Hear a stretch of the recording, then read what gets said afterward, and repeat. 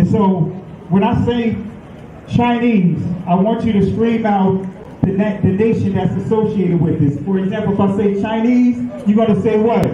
China! All right, let's say it with authority. When I say Chinese, you say what? China! All right, that's just a test right there. So here we go. Chinese. China! Russian. Russia! Italian. Italy! German.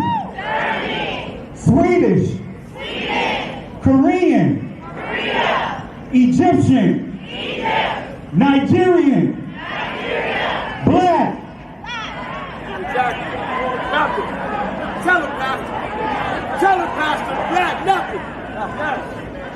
I hope you were able to successfully identify the issue.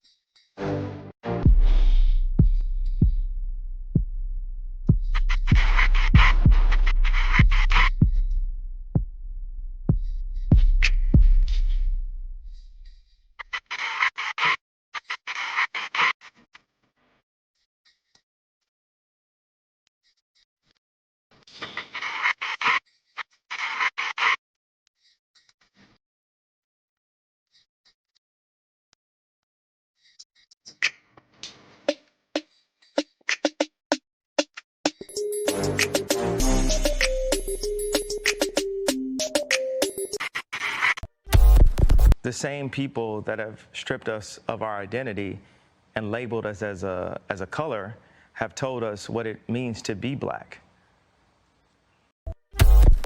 The white man is enacting a story all over the world. We left our homes and flooded the world. We smothered culture. We smothered knowledge. We erased history and rewrote it our way. Myself, my grandfather is 100% Ashkenazi Jewish. Claiming to be Jewish, Ashkenazi Jewish is just a conspiracy. White men claiming to be of tribes of Israel when I'm Germanic. You know, I have no ties to Israel, no ties to Judaism. You know, except loosely written history that's been whitewashed over for centuries. And, you know, from the Renaissance. Oh yeah, right. You wipe everything clean. It's funny how exactly the Renaissance. It's this rebirth, but it's white rebirth. I think at the same exact time the Renaissance is happening, Columbus is sailing to America and committing genocide. The same people that have stripped us of our identity and labeled us as a color have told us what it means to be black. Only one true ethnic Jew, the Mizrahi Jew, because they are Africans, and if you read the original Bible written in Phoenician Hebrew, they're not. Jewish people are not Europeans. The modern Jews in Israel are Russians or Khazars to be precise, from Russia. I learned it from my grandfather that because he was an Ashkenazi Jew. The same people that have stripped us of our identity and labeled us as a color have told us what it means to be black. I'm so glad you're here because you can bring great clarity. Can you tell us a little bit about the Sephardic Jews and how they were scattered because they went west? I sure can. Because the reason why I want to is because a lot of them, and a lot of people don't know this, are in the Caribbean. They are. In the islands. And you're one of them. I know that. I'm one of them. I know that. Because, you know, a lot of folk don't know that those roots are there. One of the first batches of slaves that came to Jamaica, they were the Sephardic Jews. It's documented. And they're all over the Caribbean, South America, Central America, and even the South Central United States. Wow. And DNA testing is a factor in all this now. You know what you are? You're an ancient Israelite. Ancient Israel, that's who we are. That's who we are. if you give me time, if you give me time, but all that he said, I know. We don't have so many years. I know. Look at this. This is pages and pages of notes, and I promise we'll give more teaching. But here is my challenge to you. All right. I'm hearing some of your traditions.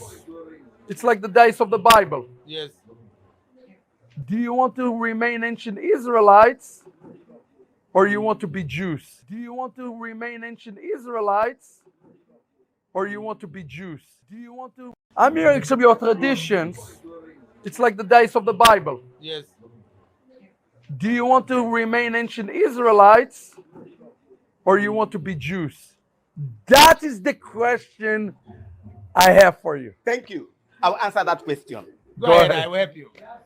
After the demise of Solomon, we now have the northern and southern kingdom of Israel. Yes. So when we talk about Jews, Jews are Israelites, but all Israelites are not Jews. The 10 tribes that got lost are not Jews. They were Israelites. Jews are Israelites, but all Israelites are not Jews.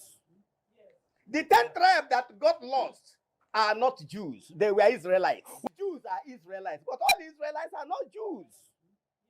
The 10 tribes that got lost are not Jews. They were Israelites. So when we talk about Jews, Jews are Israelites, but all Israelites are not Jews.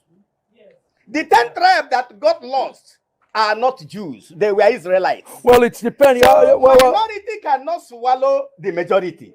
We are here. We are the majority down here. So you are minority, and we are older than you. Genesis chapter 11, verse 10 explains the genealogy of Shem. Shem was a black man in Africa. If you repeat this fact, they can't laugh at you. If you repeat this fact, they can't laugh at you. If you repeat this fact, they can't laugh at you. I want to say peace and blessings to everyone. Hope all is well with you guys. If you guys can hear me clearly, let me adjust my camera here. There we go. That's better. If you guys can hear me clearly, type 1. If you can't, type 2. All right. Before we get started, I want to make sure my audio is sounding okay. So if my audio sounds okay, type 1. If it doesn't, type 2. All righty. I want to say peace and blessings to everyone. And I want to give a special shout out because I know a lot of you guys are going to be jumping on. But I want to give a special shout out to Souls of Our Ancestor. She just be laying it down in terms of her support and a lot of information. She shared with me a video between the Jewish community as we know it, along with some of the representatives from our community. It was a powerful. Oh, hold up 1 second.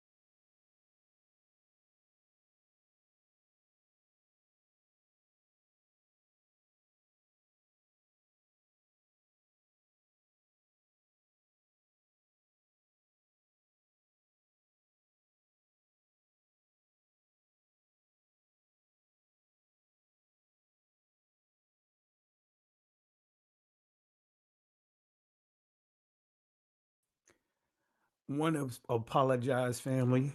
You won't believe what just happened to my connection here. Got an update, a browser update, and I was trying to cancel it. And for some reason, it's still installed anyway. And normally I have my computer set to not allow automatic updates. And this one did. So my apologies. I saw it coming up and I was trying to stop it, and it shut my browser down. So I had to go through the process of trying to get it back up. So my apologies for the hiccup here. Hopefully you guys are still here. Let me go ahead and share this on your screen again. So again, peace and blessings to souls of our ancestors. Really appreciate all the work that she puts in for our community, really making us aware of the things that are going on. And as I pointed out, she shared tagged me in a video, a great discussion. And I'm going to see about taking some of that and posting it here, so that way you guys can peep it out. So again, my apologies. So peace and blessings. Shout outs to souls of our ancestors for all the work that you put in. And I tell you that that discussion says a lot. It really exposes a lot about the agenda, right? Things that I've been saying from the beginning, and others have expressed the same, same things that I've been expressing. But really appreciate you guys. So let's see here. See a few of you guys here. I see some are starting to jump on. We're getting more here. I can't go through all the chat like I want to because of a number of people jumping on. I want to say peace and blessings to my buddy Jay Highstyle.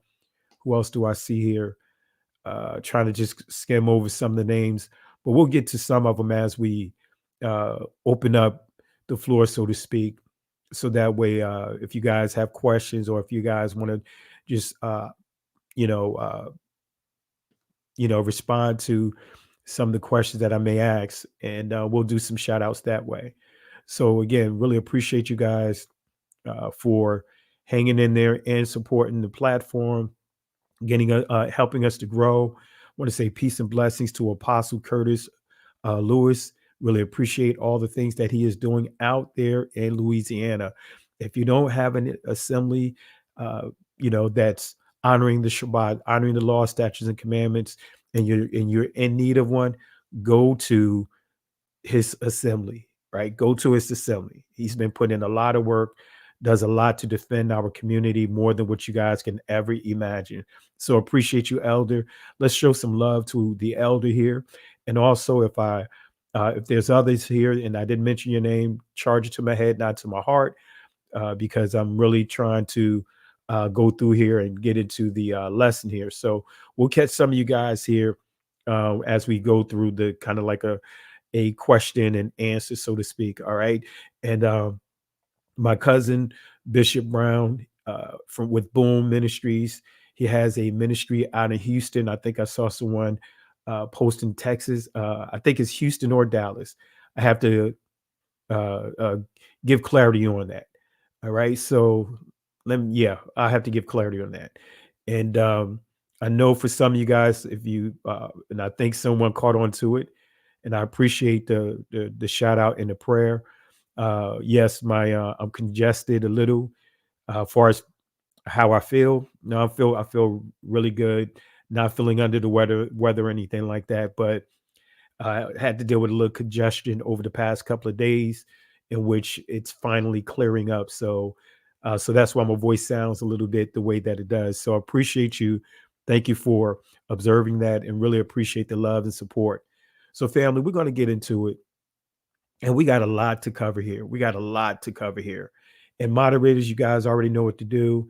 If anyone is acting crazy, you guys know what to do. Want to say shout outs to Michael. Really appreciate the love and support, family. Let's show some love for the contribution tonight. And again, family, let's show some love and support, and let's be respectful inside the comment section.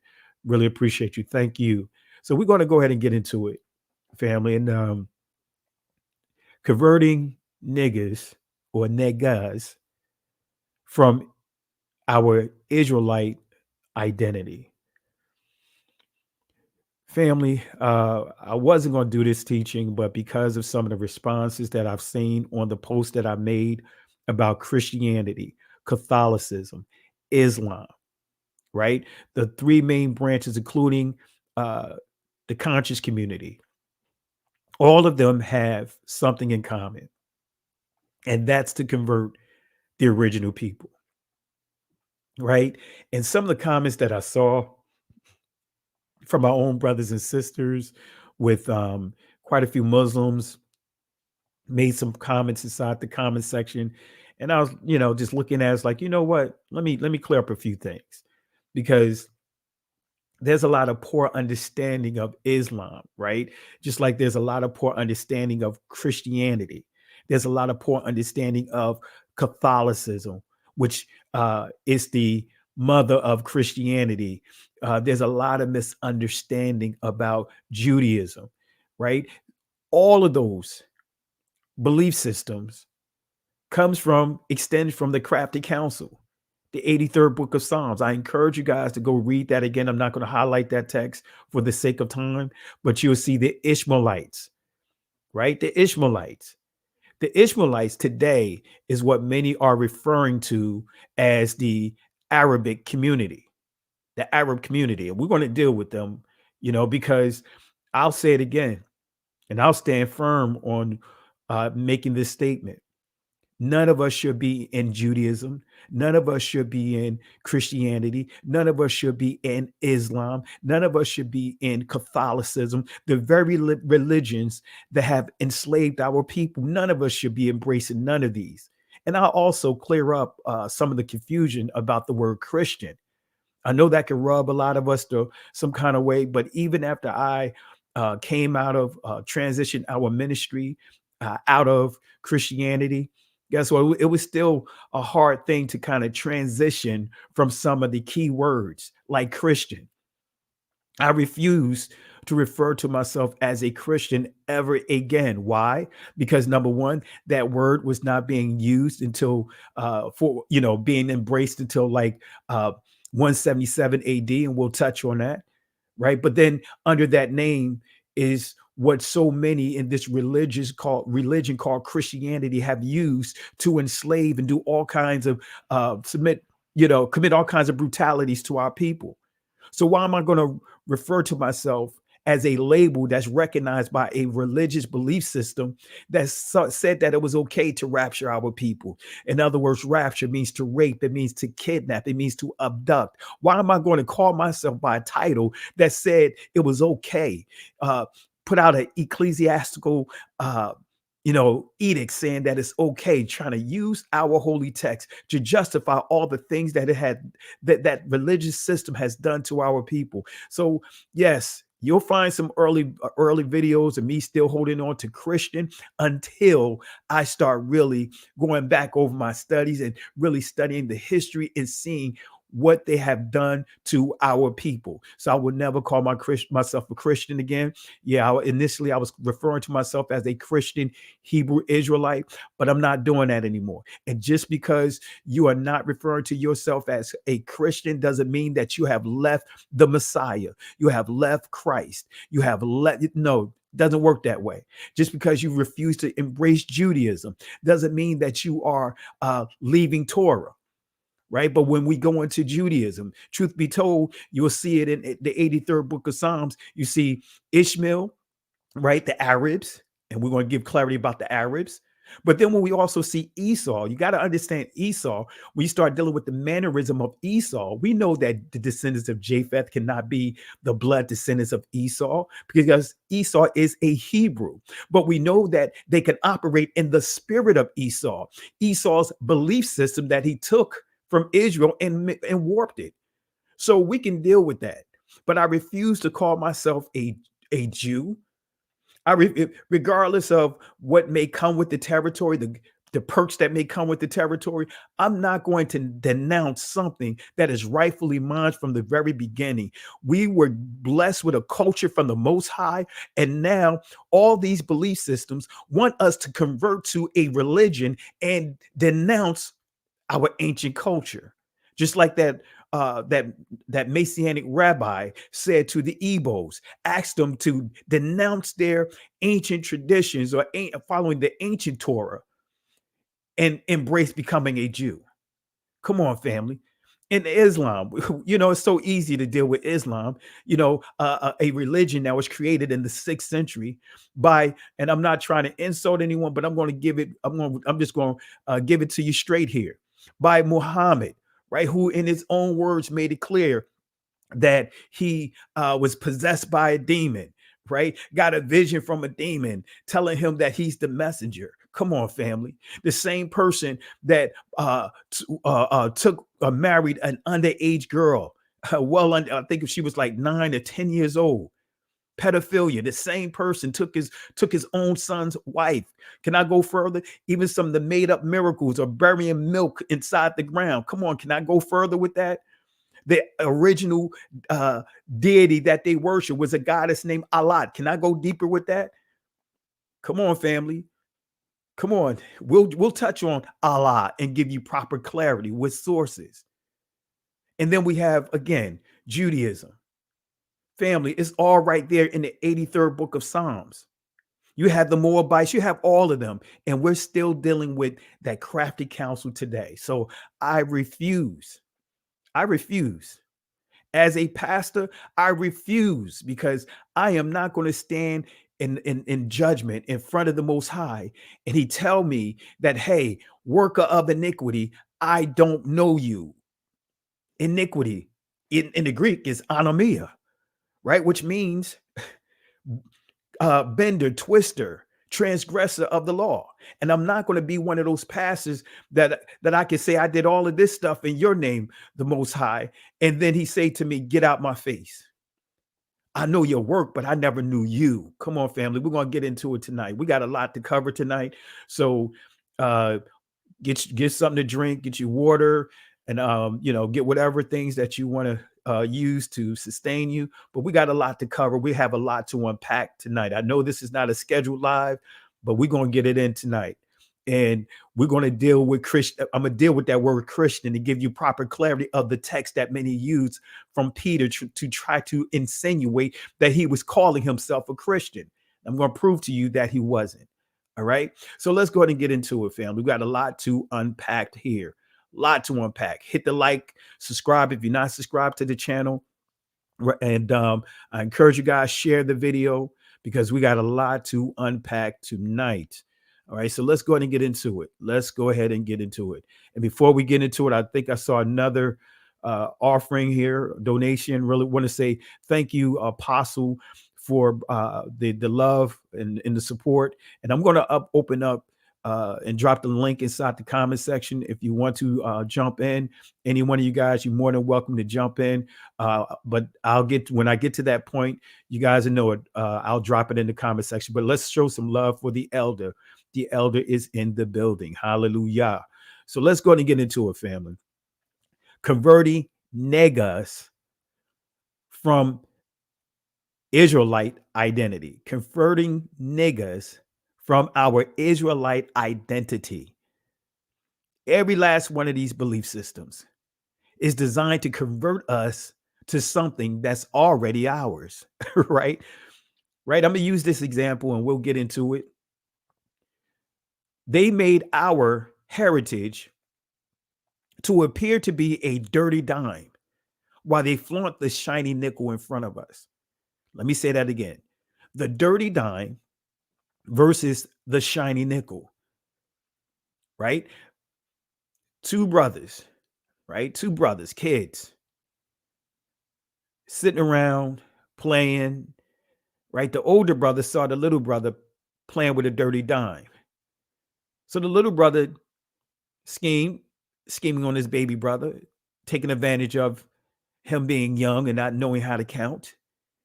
He said to him, hey, I will trade my shiny nickel, my nickel, for your dirty dime. And so the younger brother initially said no. So I'm keeping my dime.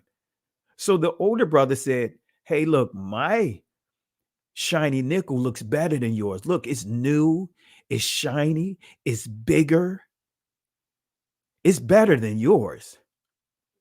So after going through his sales pitch, the older brother convinced the younger brother to give up his dirty dime. So later on that day, moms come home and the mom says, hey, let's go out to the store. Let's go to the bodega. Let's go to the corner store. And, you guys go ahead and buy you guys purchase a freeze pop with your own money. The freeze pop, the cost of it was a dime. Well, the older brother came to the counter with that dirty dime and purchased a freeze pop. While the younger brother, realizing that his shiny nickel was half the value of that dirty dime. And he began to cry. And he was hoping that mom was going to force his older brother to give him back his dime. And his mother said to him, I told you from the beginning, it's so important for you to learn how to count and understand the value of money for yourself.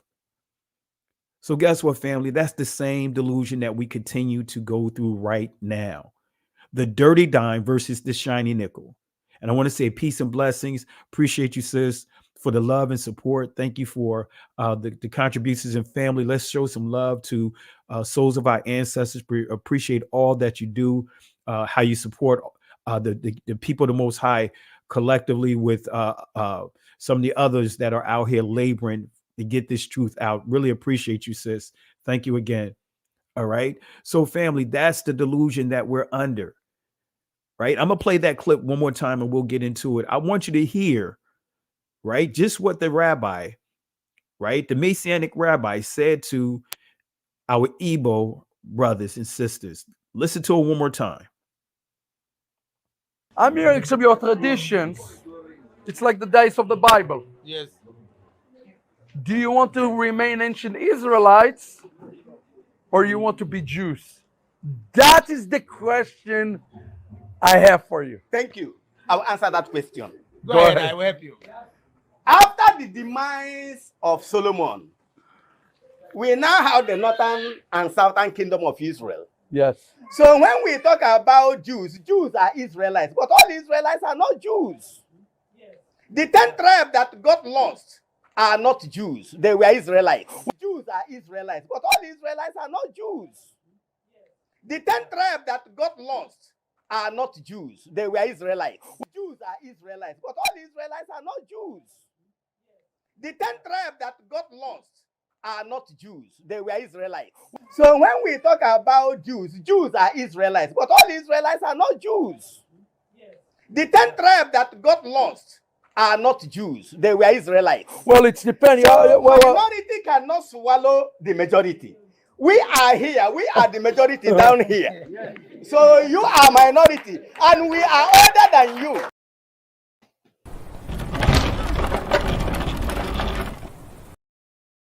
I'm so thankful that the elder said what he said, because I'm not going to lie to you. When I saw this video, when I premiered it about a year ago, I was heated with that question. And I thought that the elders were letting this rabbi say too much. He was just the things that he was saying, trying to, isolate them to the tribe of Gad, versus as they kept reiterating that all the tribes is part of the Igbos.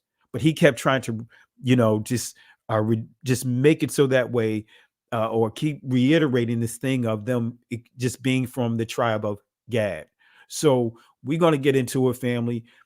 Again, conversion. Even the Messianic rabbi was still teaching and promoting Judaism, promoting conversion to a religion, even though they believe in the Messiah. But the key is what Messiah? What Messiah? They could teach out of what is called the New Testament. But what Messiah? We do know in Israel, the Orthodox Jews already identified who their Messiah is, right? And we're going to do a special teaching on that. But let's go and get into it. Are you a convert? Come on, family. Are you a convert? Think about that. Are you a convert? Are you a convert? And unfortunately, we got a lot of Hebrew Israelites that say that they are woke and still behaving as if they are converts. Let me say that again. There's a lot of brothers and sisters that state and say and proclaim that they have been awakened, but still behave as if they are converts. Right? And I'm going to make it clear. When I go into some of these things, if you choose to call yourself certain labels, that's fine. But I'm bringing this out because quite a few people brought, I would call it the smoke to this channel. So I have to respond, right? I have to respond.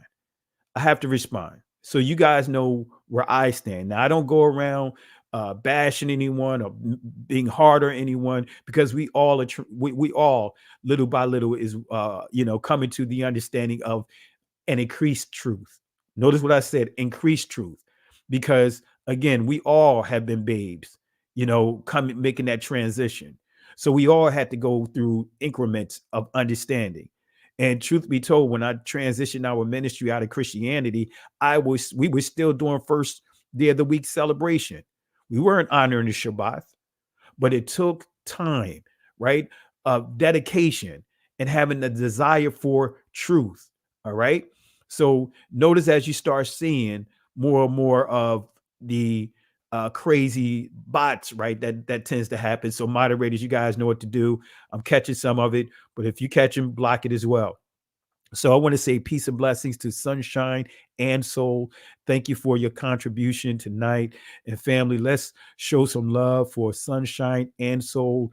And I also want to say thank you, family, for being a blessing to Kohen Hamadishi, helping him as he continued to fight the good fight to completely be removed of cancer. So let's continue to pray for him and thank the Most High for him.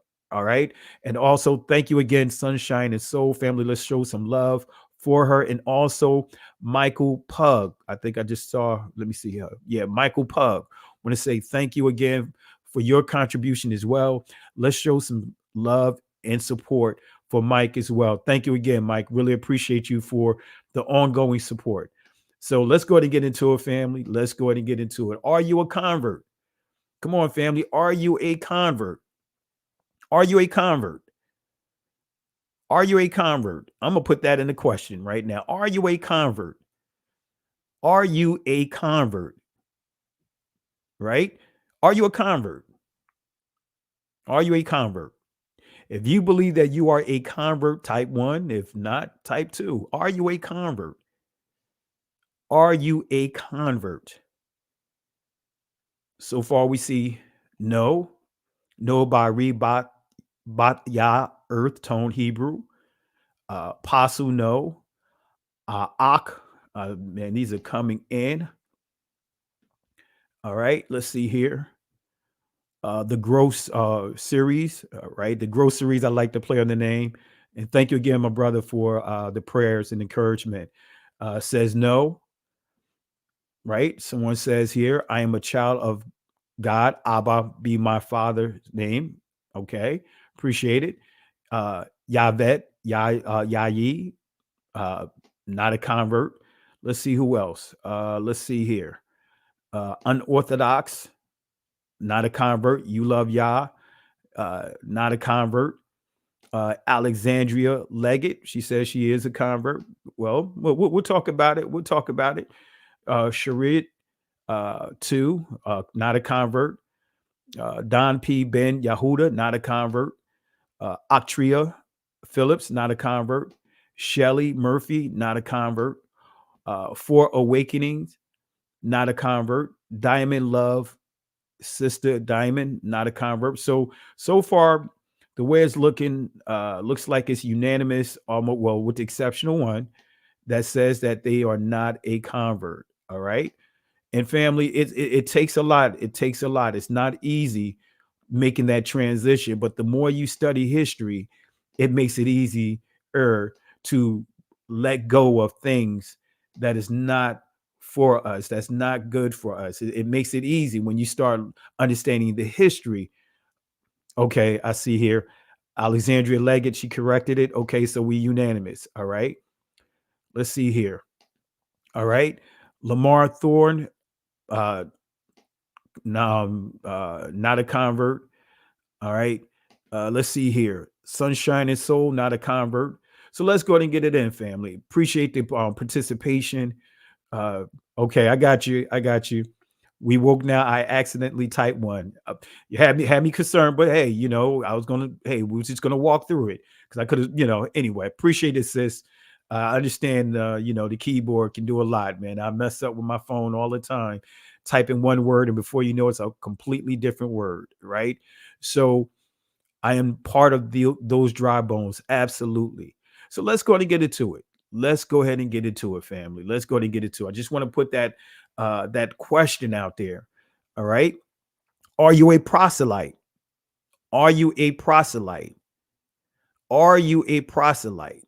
Right. So let's start with the Maccabees. First Maccabees, chapter 3, verse 47 through 49. Right. Let's start with here. Verse 47 says, then they fasted that day and put on sackcloth and ashes upon their head and rent their clothes and laid open the book of the law, wherein the heathen had sought to paint the likeness of their images.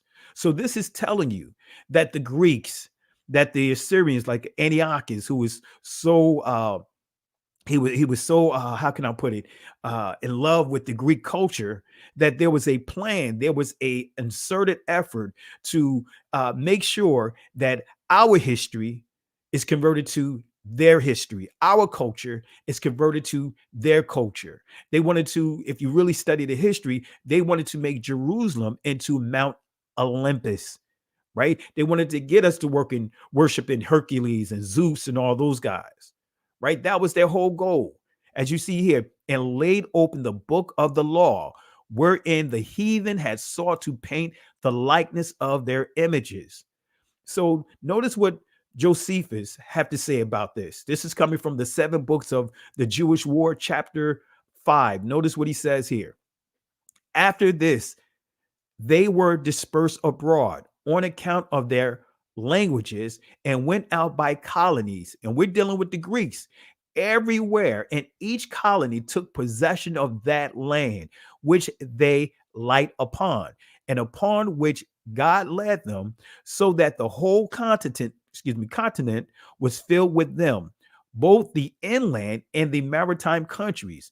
There were some also who passed over the sea in ships and inhabited the islands, and some of those nations do still retain the denominations which were given them by their first founders, but some have lost them also, and some have only admitted certain changes in them, that they might be the more intelligible to the inhabitants. And they were the Greeks. They were the Greeks who became the authors of such mutations. In other words, changes, alterations to the text, to our culture, because what they began to do also, they began to take swine and bring it up in the temples. They began to erect altars all through Jerusalem and performing all kinds of sexual rituals, sexual orgies all through Israel. Similar to what we see in Jeremiah chapter 2. Israel on every high hill, under every green tree, playing the harlot. This is what the Greeks began to do. So the Greeks who became the authors of such mutations, for when and after ages they grew potent, they claimed to themselves the glory of antiquity. In other words, of the old times, the ancient times, right? Glory in the Hebrew is kabod, which is synonymous to sham, which means reputation. It means fame. It means character. But the key is reputation. The glory of antiquities, giving names to the nations that sounded well in Greek. Doesn't that sound familiar? Names that sound well in Greek, that they might be better understood among themselves in setting agreeable forms of government over them, as if they were a people derived from themselves. So they began to hijack other cultures and put themselves, put their image, put their likeness at the forefront as if they are the originators. We're seeing this playbook still happen today. That's how Christianity or Catholicism, this is how they grew the way that they grew. It's by way of the transatlantic world war. Many of our brothers and sisters, our ancestors, were forced into that belief system, forced into Catholicism, forced into that. Just like many of our brothers and sisters were forced into Islam when you study the Arabic slave trade or the sub-Saharan slave trade. So this is just some words from Josephus. Now, when we go to 2 Thessalonians chapter 2, verse 3 and 4, we're going to see Apostle Paul going to further confirm what the Maccabees highlighted and also what Josephus highlighted. Notice what Paul says here. He says this, let no man deceive you. He's saying the same things the Messiah said to his disciples in Matthew chapter 24 when they were so concerned about the end times. See, family, we have to be careful. We can be so focused on the end times that we miss the main thing that we need to have for us discernment.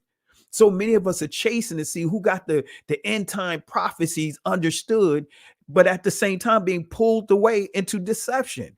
Jim Jones, right?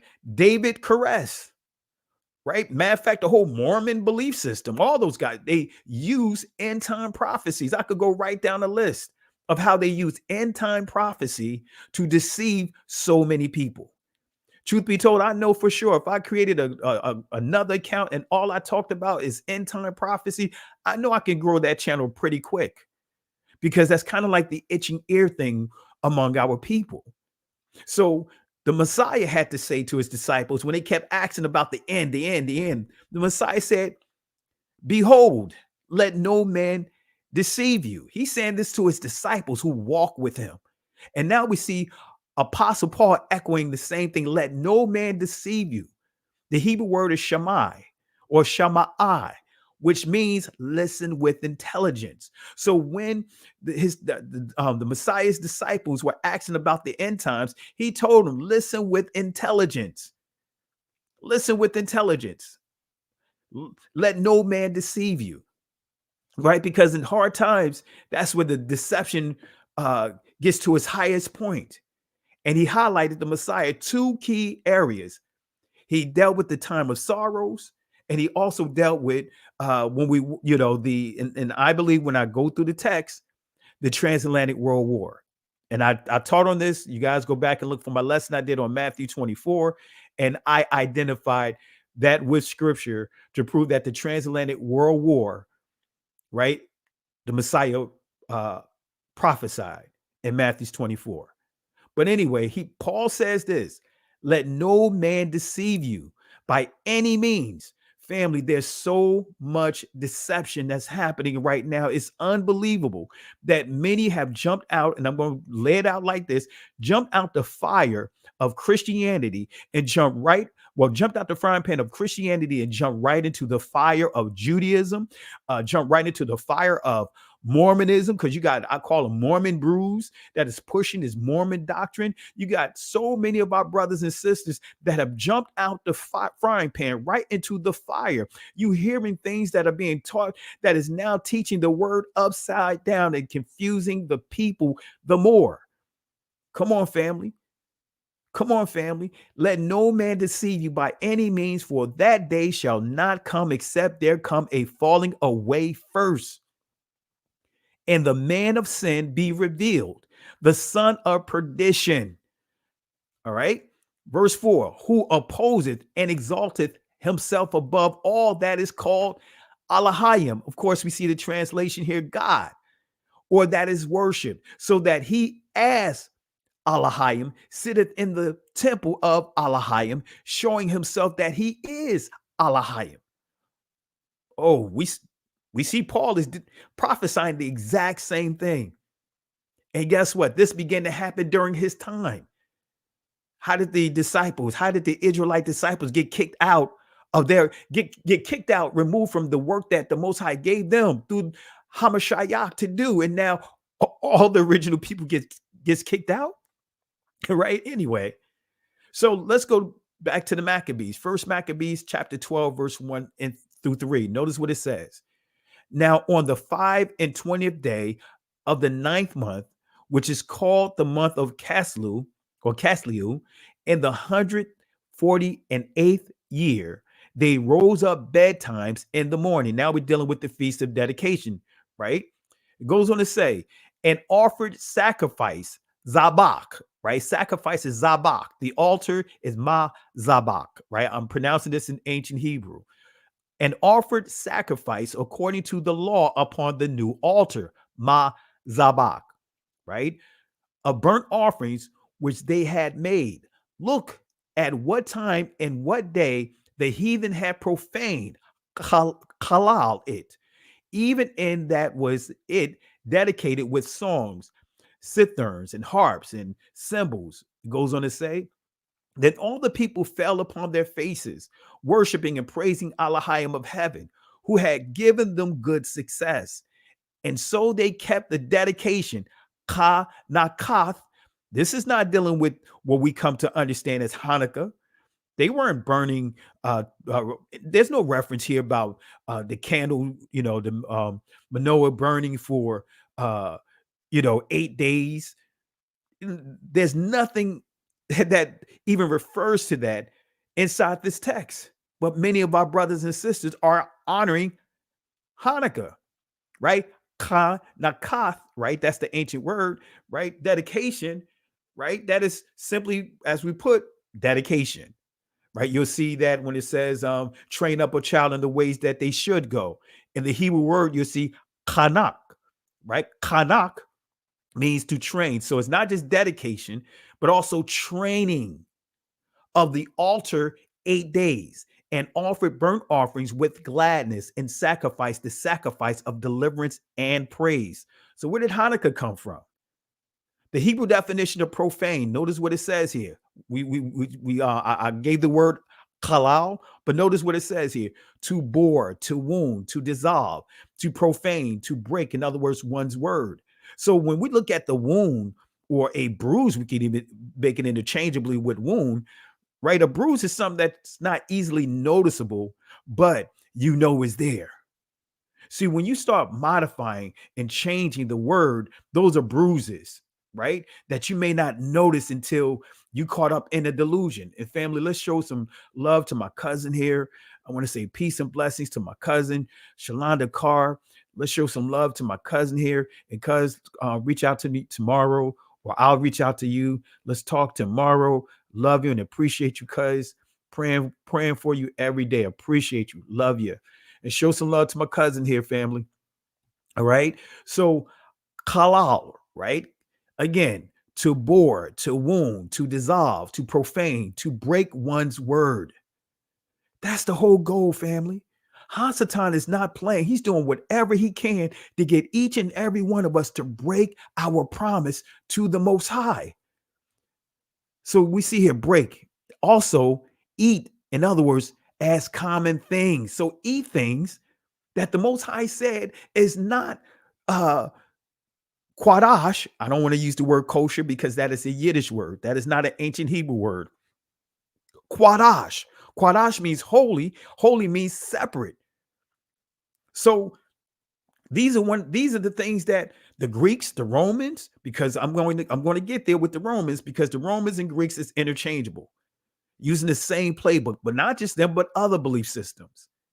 So eat, in other words, as common things. Then we see here profane, cast as profane, self, prostitute. Now, when we understand prostitute, it's chasing after other deities, chasing after religions versus embracing your culture. That's prostitute. All right. So Kanakath, right, was founded to celebrate the freedom of Israel from Syria in 164 BC. Antiochus Epiphanes, the king of Syria from 175 to 164 BC, loved the Greek society so much that he wanted to turn his part of the world into a model Greek society. Come on, family. We got some of our brothers and sisters that love that Roman Catholic church so much that they're willing to compromise so much to make this truth resemble or look identical to what they are doing over there. Family, again, I can't roll with that thing. I can't roll with that Christmas tree. I can't roll with Thanksgiving. I know some of you guys, family still honor Thanksgiving. I can't roll with it. My family knows, hey, I don't get any celebrations of saying, hey, happy Thanksgiving. They know where I stand. Right now, my mother would call me. Guess what? I'm going to talk to my mother. But guess what? I'm not honoring Thanksgiving. I'm not going to honor Christmas. I'm not going to honor Easter. I'm not going to honor Valentine's Day. I'm not going to honor all these things that are put in place because others have a love for those things that are not of the Most High, like Antiochus. He was so in love, so he wanted to force the Greek society on Israel. He tried to proselyte the Judeans into Greek by changing their customs and belief. At first, he tried peacefully, and some did adopt the Greek ideas, but most of Judah did not surrender. In order to be successful, Antiochus knew that he had to destroy Judah's belief in Yahweh. He attacked Jerusalem, Yerushalayim. He slaughtered 80,000 Judeans and enslaved another 80,000. He then shifted his attention to desecrate the Israelites' temple. So again, this was the game plan. So what are foods sacrificed to idols? Because that's one of the things that they were trying to force Israel to eat: pork. Food sacrificed to their deities. Now, when we go to Second Maccabees chapter 6, verse 18 through 21, notice what it says. Eleazar, one of the scribes in high positions, right?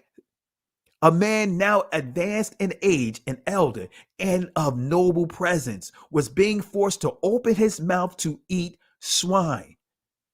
But he, welcoming death with honor rather than life with pollution, went up to the rack of his own accord, spitting out the flesh. Doesn't it sound like Daniel? And Daniel purposed in his heart that he would not defile himself by eating of the king's table. So we see right here, we got historical documentation here that Israel did everything to go against eating swine. And the Messiah honored the Feast of Dedication, which means that the Messiah co-signed on this. He embraced this. All of the Israelites did not. They all embraced the Feast of Dedication of overcoming these people that was trying to make them do things to pollute their bodies and ultimately pollute their relationship with the Most High. So now how in the world are we going to teach that the Messiah said it's okay to eat swine? Come on, family. Come on, family. Taking scriptures completely out of text, out of context. Peter never endorsed that either. Paul never endorsed that either. Because now we're getting into two Torahs, one for the non-blood descendants of Israel and those that are blood descendants of Israel. But I remember Isaiah chapter 56 made it clear that the sons of strangers embrace the covenant, which is the 10 commandments, including the Shabbat, and his Shabbat, right? When you see covenant, right, and Shabbats, right? The Shabbats there is referring to the feast days, because in the 10 commandments, the Shabbat is already covered. So it says here, but he, welcoming death with honor rather than life with pollution, went up to the rack of his own accord, spitting out the flesh, because they forced the meat in his mouth. So he decided to say, you know what? He went up to the front and he spit the food out, the meat out, as all ought to go who have the courage to refuse. Do you have the courage to refuse being converted? Do you have the courage to refuse or becoming proselytes to something that's not part of the culture, our culture of holiness that the Most High has given us? Things that is not right to taste, even for the natural love of life. Verse 21, those who were in charge of that unlawful sacrifice took the man aside because of their long acquaintance with him and privately urged him to bring meat of his own providing, proper for him to use. So now some of the people, some of the soldiers of Antiochus, because of their respect for the elder, they're like, look, just fake the funk, elder. Just get whatever meat that is okay for you to eat. And guess what? Pretend that is pork. See, some of our people is comfortable with even pretending. The scripture says abstain from the appearance. So is this the reason why we don't see the apocryphers, the books of the apocryphers in our translations today? Because if anyone read the Maccabees, it's going to shut down the things that they're trying to insinuate that Paul was teaching. Like Paul, and I'm going to give you clarity here, right? So again, they urged him and privately urged him to bring meat of his own providing, proper for him to use, and to pretend that he was eating the flesh of the sacrificial meal that he had been commanded by the king. So they wanted him to pretend. And he said no. So let's go to 2 Maccabees chapter 7, verse 1 through 6. Notice this. It happened also that 7 brothers and their mother were arrested and were being compelled by the king under torture with whips and thongs to partake of unlawful swine's flesh. One of them, acting as their spokesman, said, "What do you intend to ask and learn from us? For we are ready to die rather than transgress the laws of our ancestors." Verse 3. The king fell into rage and gave orders to have pans of caldrons heated. These were heated immediately, and he commanded that the tongue of their spokesman be cut out and that they scalp him and cut off his hand and feet, while the rest of the brothers and mother looked on. When he was utterly helpless, the king ordered them to take him to the fire while he was still breathing, to fry him in a pan. So they cooked him. Doesn't it sound familiar? If you understand what happened to many of our brothers and sisters during the lynching period, look up Sam Holt. Look at Nat Turner. When you start understanding the truth about this, they were eating our brothers and sisters. They were cooking our brothers and sisters. Look up Sam Holt. I challenge you guys, look it up, and you'll see that they were selling his body parts after they cooked him up. Even the wood, the tree that he was connected to. So when he was utterly helpless, the king ordered them to take him to the fire, still breathing, and to fry him in a pan. The smoke from the pan spread widely, but the brothers and their mothers encouraged one another to die nobly. So even when they saw their own relative, their own brother, their own son die a noble death, taking a stand, the rest of them said, hey, you know what? We're going to do the same thing. We're not going to cave in. We're not going to do the things that the Most High told us to do. Remember the Hebrew young men, right? They got tossed into the fire. But guess what? Sometimes, family, when you get tossed into the fire, it's no guarantee that the Most High is going to say, hey, I'm going to bring you back out of it. Why? Because sometimes the Most High may say, hey, you served your purpose for that moment. So just because the Most High doesn't come and take you out that fire through his son doesn't mean that you are in sin, right? The Most High has a game plan. But we see they died a noble death, right? Yahweh Elohim, which transliterates to Lord God, is watching over us and in truth has compassion on us. As Moses declared in his song that bore witness against the people to their faces when he said, and he will have compassion on his servants. So this was not the only time in history other nations made efforts to force Israel to proselyte by eating swine. Because guess what? When you proselyte, that means you're converting to other cultures. Converts, it simply means they're converting to our culture. This was not the only time in history that other nations made efforts to force Israel to proselyte by eating swine. Right? Now, this is a source you guys can pull up. Our hands are stained with blood. This is by Michael L. Brown, right? This is a quote coming out of his book. Notice this here. Now we're dealing with the Spanish and Portuguese Inquisition. Notice what it says here. This is all in the name of Catholicism, Christianity. The Inquisition isn't over.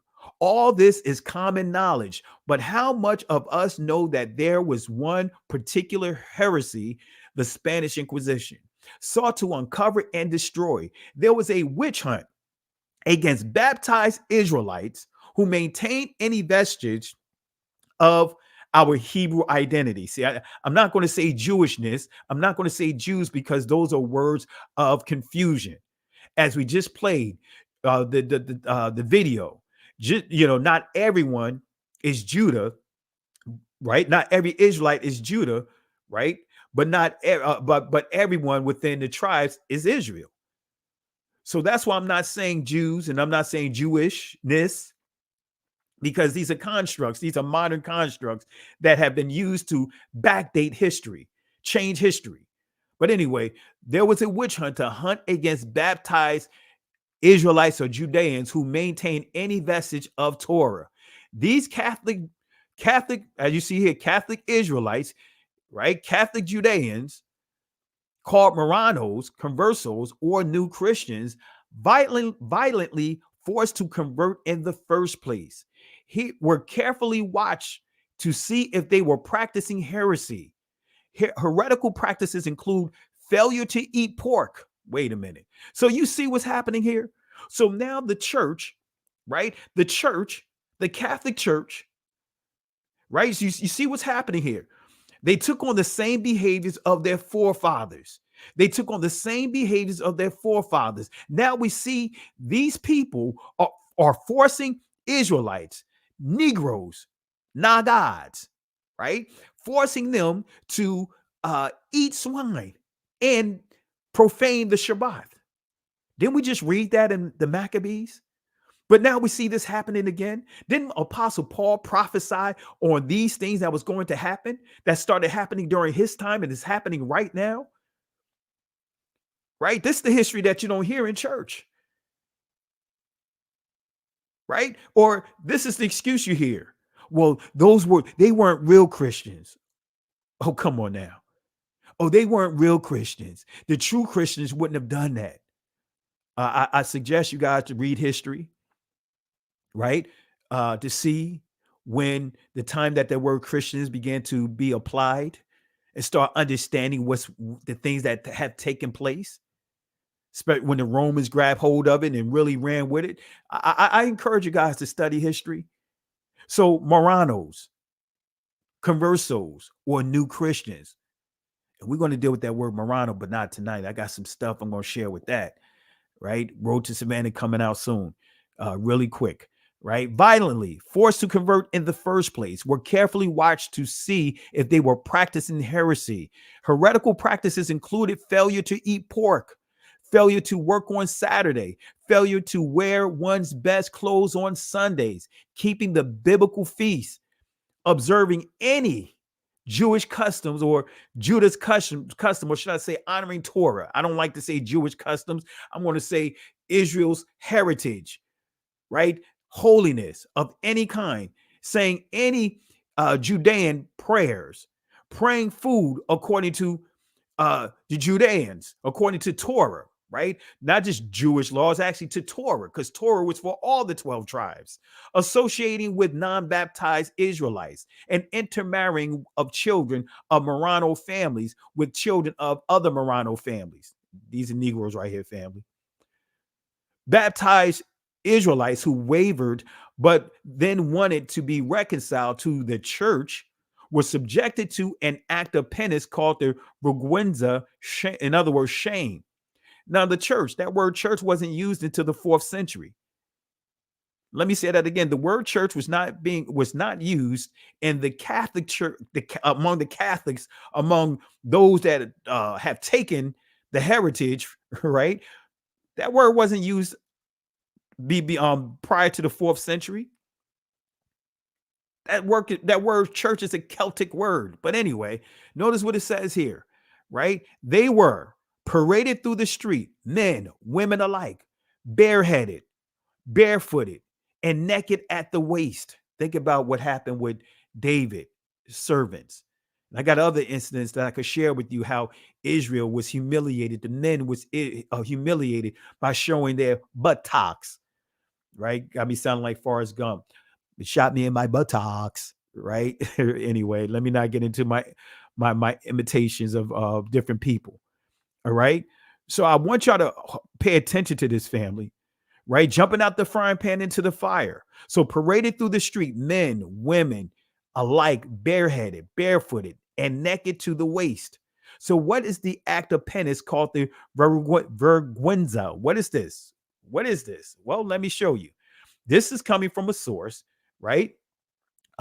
Number 5, the many forms of penance in Christian life, right? This is, and I'm going to drop this inside the comment section, right? These are the tenets of Catholicism that is still practiced in Christianity, because Christianity is nothing more than the daughter of Catholicism. So let me share this with you, so that way when someone is trying to come at you, here's a source that you can use, right? So that way they'll leave you alone. Let me drop this in the comment section. All right. All right. You guys know I like to drop sources. All right. So make a note of that. All right. So let's see what it says. Let's see what it says. Right. 1439.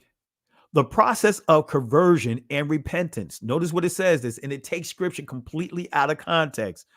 Was described by Jesus in the parable of the prodigal son, the center of which is the merciful father, the fascination of illusory freedom, excuse me for butchering the word, the abandonment of the father's house, the extreme misery in which the son finds himself after squandering his fortune, his deep humiliation at finding himself obliged to feed swine, and still worse, at wanting to feed on the husk the pig ate. His reflection on all he has lost, his repentance and decision to declare himself guilty before his father, the journey back, the father's generous welcome, the father's joy. All these are characteristics of the process of conversion. So they took the story of the prodigal son to bend it and twist it to make that into the process of conversion. From being an Israelite, your blood descendant of Israel. So now you have to eat pork. Now you have to do all these things, right, to embarrass yourself, right, to embrace Christianity, to embrace Catholicism. The process of conversion, the beautiful robe, the ring, and the festive banquet are symbols of that new life, pure, worthy, and joyful of anyone who returns to God and to the bosom of his family, which is the church. Only the heart of Christ, who knows the depths of his Father's love, could reveal to us the abyss of his mercy in so simple and beautiful a way. So the process of conversion and repentance is supposedly based on Luke chapter 15, verse 15 and 16. Now tell me if you get what I just read to you out of this text. And he went and joined himself to a citizen.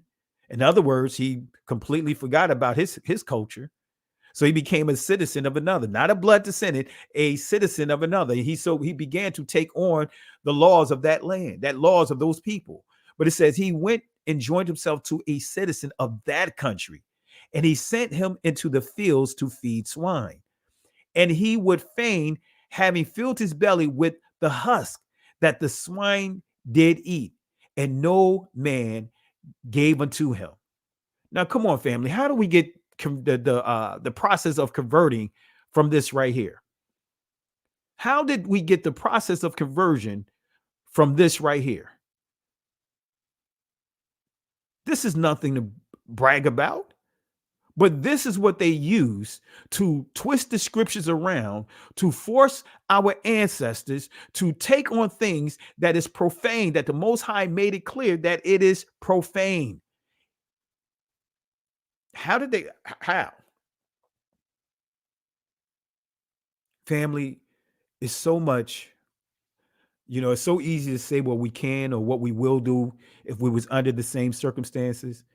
It's easier to say it than doing it. It's easy to say what you would do if someone pulled the gun on you until the gun got pulled on you. I'm a living witness to that, right? It's so easy to say how you would respond if people ran up on you to jump you. It's so easy to say what you would do when you're not under fire, right? But again, This is what they were forcing on our ancestors, all in the name of their not even going to say misunderstanding, their purposely deceptive teachings and tenets that they developed to justify the things that they didn't want to let go. So that's pretty much what it is, family, right? That's pretty much what it is. That is pretty much what it is. I want to say peace and blessings to Sister Carol, family. Let's show some love to my Sister Carol here. Just noticed that she was in the building. All right. Please add the links to the description of the lessons or comments later. Absolutely. Absolutely. All right. So how do we get that, family? How do we get that? Come on, family. But yet we still trying to hold on to Christianity. We're still trying to hold on to Catholicism. So he went and joined himself to a citizen of that country. So the Greek definition, right, of join, notice what it says here. It says here, to glue, to stick, cleave, join, self, keep, company, join oneself to, right?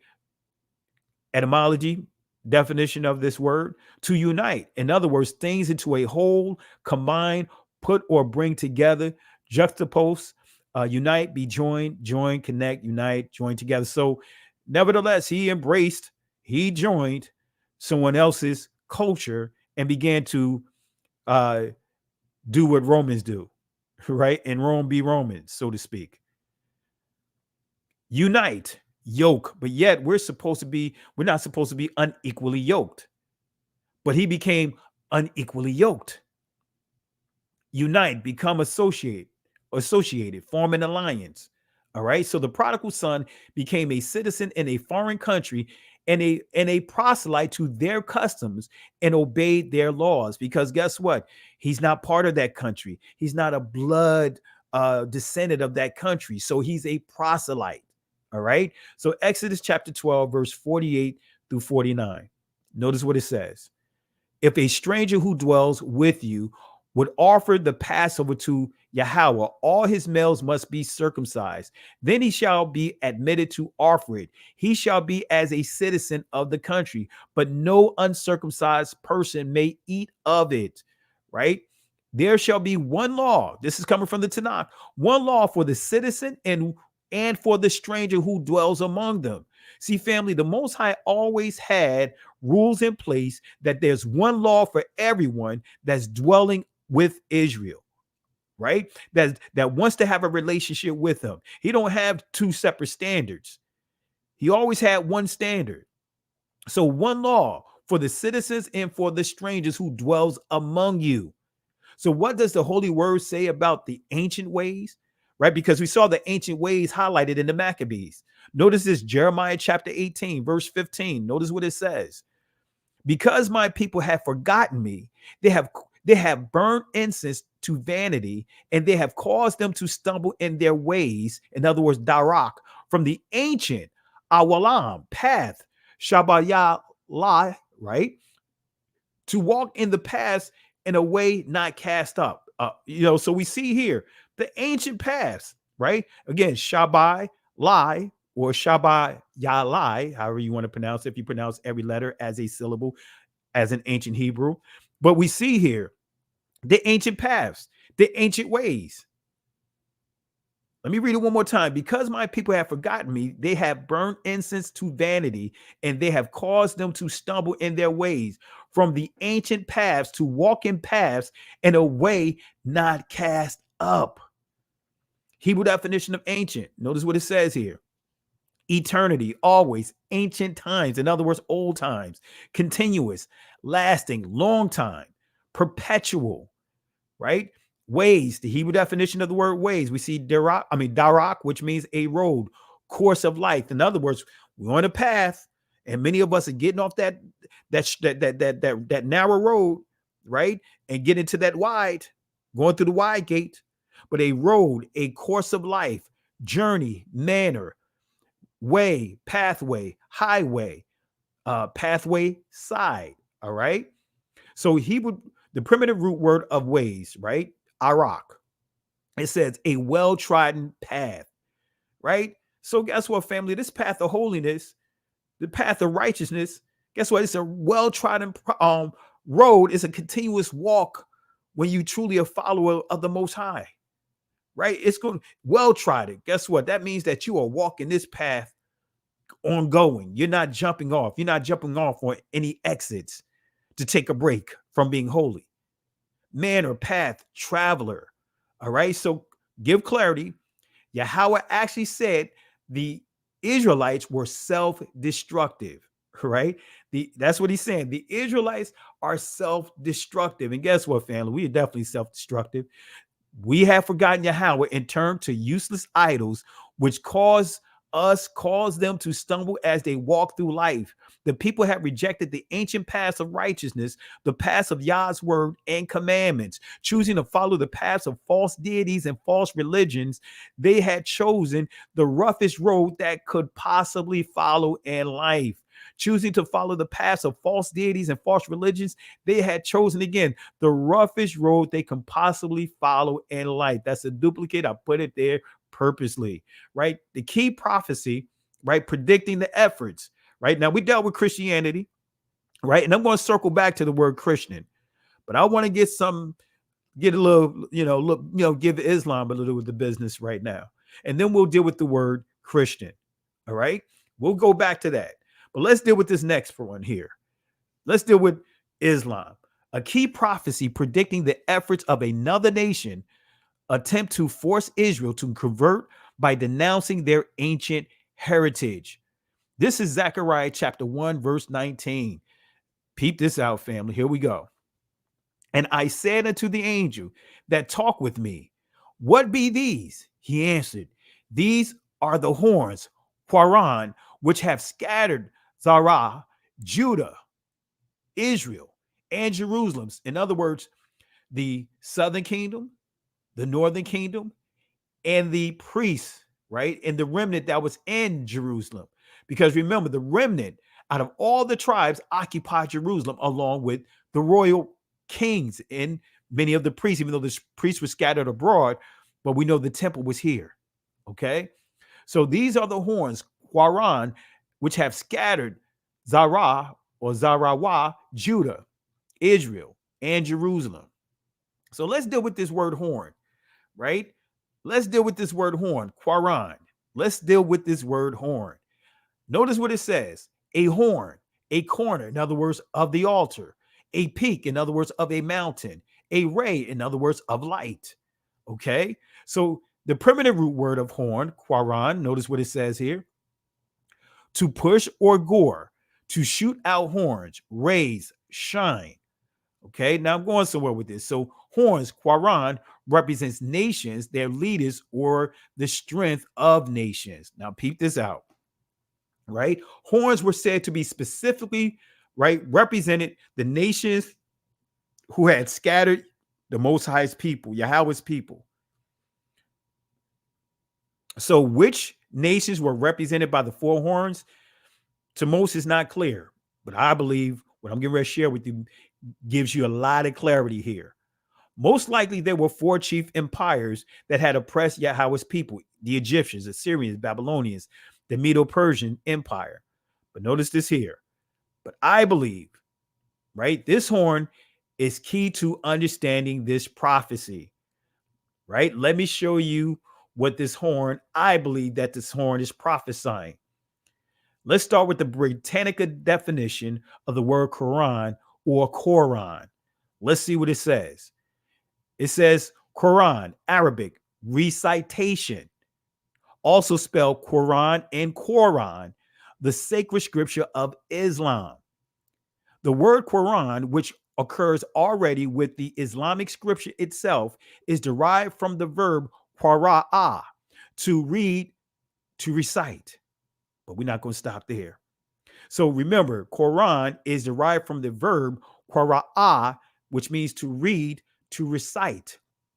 All right. So now let's go back here, right? Because we see qara, right? But if it was in the ancient Hebrew, let me go back here, because we have an ah here, it'll be qara'a, right? If this is ancient Hebrew, right? That's a whole nother discussion about how the last ahs are dropped, right? That's getting into the Babylonians and Syrians version of this Shemitic language, Hebrew. But anyway, that's a whole nother discussion.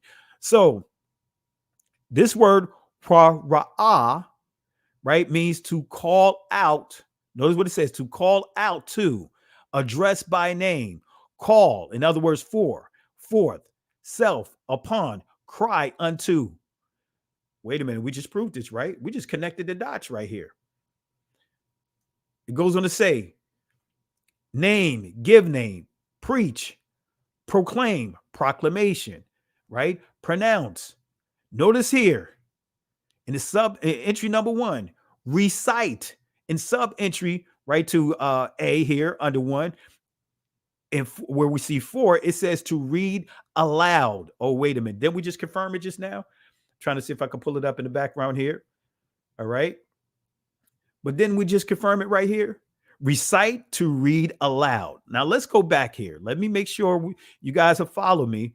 Let's go back to what the Britannica said about Quran, right? It says Quran, recitation, also spelled Quran or Quran, the sacred scripture of Islam. The word Quran, which occurs already within the Islamic scriptures itself, is derived from the verb qara'ah. Come on, family. I'm going to have to give a 3-piece right here. All right, you guys going to have me going in geek mode right now. All right, wasn't anticipating going in geek mode, but you guys got me going into geek mode. So let me go ahead and give a 3-piece right here. And let's toss out a lot of this false teaching.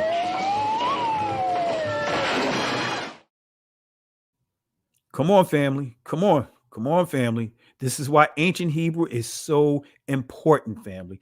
Ancient Hebrew is so important. There's a big difference from what many are calling ancient Hebrew today, right? Still connects to this Israeli language. Totally different in its pronunciations. And I'm proving it here tonight, right? I got some some additional things we're going to touch on. So again, it says qara'ah, to read, to recite. So Quran, it says it's derived from the verb qara'ah, which means to read, to recite. So again, going back here, here's the word. So we see Quran, horns, but notice what it says here, to call out to, address by name, call, in other words, call forth, call self, call upon, cry unto, right? Name, give name, preach, proclamation or proclaim, make proclamation, pronounce, recite, to read aloud. Oh, come on, family. Come on, family. So what role has Islam? What role did Islam have in scattering our nation? Excuse the typo here. So what role did Islam have in scattering our nation? Come on, family. Y'all should know this, right? The vision of a scattered nation, because we know that the Arabic slave trade, and I'm going to put some information on here. I didn't have a chance to go through my old presentation about Islam, so that's why it's not in here, because I'm very how can I put it? How can I put it? I'm very detail oriented, right? And I just can't post stuff from old presentations and show it on display here, because it's a big difference from when I did that lesson years ago to where my presentations are now. So what I'll do is I'm going to do a special lesson on Islam, and I'm going to go right down the list, give you some additional sources of what I'm going to share today. We're going to go into the depth of the Arabic slave trade. That was the precursor that gave the playbook to the Portuguese, that gave the playbook to the Roman Catholics. When you start understanding that, the Moors and all those guys, they were showing the Portuguese, they were showing the Catholic Church how to find our people and all that stuff. We could go into that, but notice this here. This is a vision of a scattered nation, which Islam contributed to. Ezekiel chapter 37, verse 1 and 2. You guys know this, right? Especially if you're in the church. This is something that is taught every year for church revival. The hand of Yahweh was upon me and carried me out in the spirit of Yahweh and set me down in the midst of the valley, which was full of bones, and caused me to pass by them round about. And behold, there were very many in the open valley, and lo, they were very, very dry. right? These bones were very dry, family. The Hebrew definition of dry, and I want y'all to make sure y'all understand this, right? Yabash is the ancient pronunciation of this, right? So Yebesh, right? Yabesh, rather, this is the Israeli, but not get into all of that. But notice what it says here: to be ashamed, confused, or disappointed, be confounded, shame, do shamefully. Wait a minute. So when you see this word dry, when you say dry bones, this is dealing with a group of people that is confused, that are ashamed, that is filled with disappointment, confounded. Doesn't that sound like our community, family? Doesn't that sound like our community? No matter how much money you have, AKA Doc Rivers, he was singing that song, what, about a year ago, 2 years ago? He don't understand why a country he loves so much don't love him back. Doesn't it sound like us? And Doc Rivers is a millionaire. Doesn't it sound like us? No other group of people have gone through this right here. We are the people of the book. We had to fight for reparations, but you have people that's not even from this country getting reparations. Come on, how did that go? How did that work out? People that's not from this country, that this country did not attack, was not part of murdering and killing of their people, getting reparations from this country. And we can't even get, we can't get nothing. We can't get no form of reparations. Doesn't it sound like us? Ashamed, confused. We so confused, we don't even realize, for the most part, what's the truth and what's a lie. Many people, even in slavery, when you study Lisbon, right, you'll understand that many of our brothers and sisters chose to go into Islam because they did not want to embrace Christianity, because they did not want to embrace a white Caucasian Christ. So they figured at least Islam is going to keep them closer to their heritage. Right? Where's my book right here? Oh, man. You know, I got plenty of books, right? Let me show you this book right here. Let me pull it up on the screen. Man, this is a jewel right here. This is a jewel. West African City, a study of tribal life in Freetown. Michael Banton. Is it Banton? Yeah. It gives you so much information. But just what I pointed out is inside this book, right? I don't have normally I put my sticky notes in it to highlight certain points that I want to go back to. But this book right here says it all. All right. So let's keep going, family. Let's keep going. All right. Let's keep going. All right. So again, Israel, when we see the valley of dry bones, it's referring to a confused people, right? Even in that argument or that discussion, our sister souls of our ancestors forwarded me, right? Our brothers and sisters, educators, still didn't make the connection between Semitic, and Afro-Asiatic. Let me see that again. They still didn't make the connection. They having a discussion, right? It was a great discussion. In that discussion, they never identified and said, hey, what is the word Shemitic? Let's define anti-Semitism. They never defined the word. In that discussion, they let these people off the hook. They admitted that they were all up in our school systems. They admitted that they were the landlords. They admitted all these things. But yet, if we say it, we are declared anti-Semitic. Family, I'm going to post a link here, but it's a great lesson to listen to. In that lesson, it makes it clear how one group of people can have the best of both worlds. They, on one sense, they can say that they're Afro-Asiatic, and then on the other side of the Jordan, they can say that they're white, that they're Caucasian.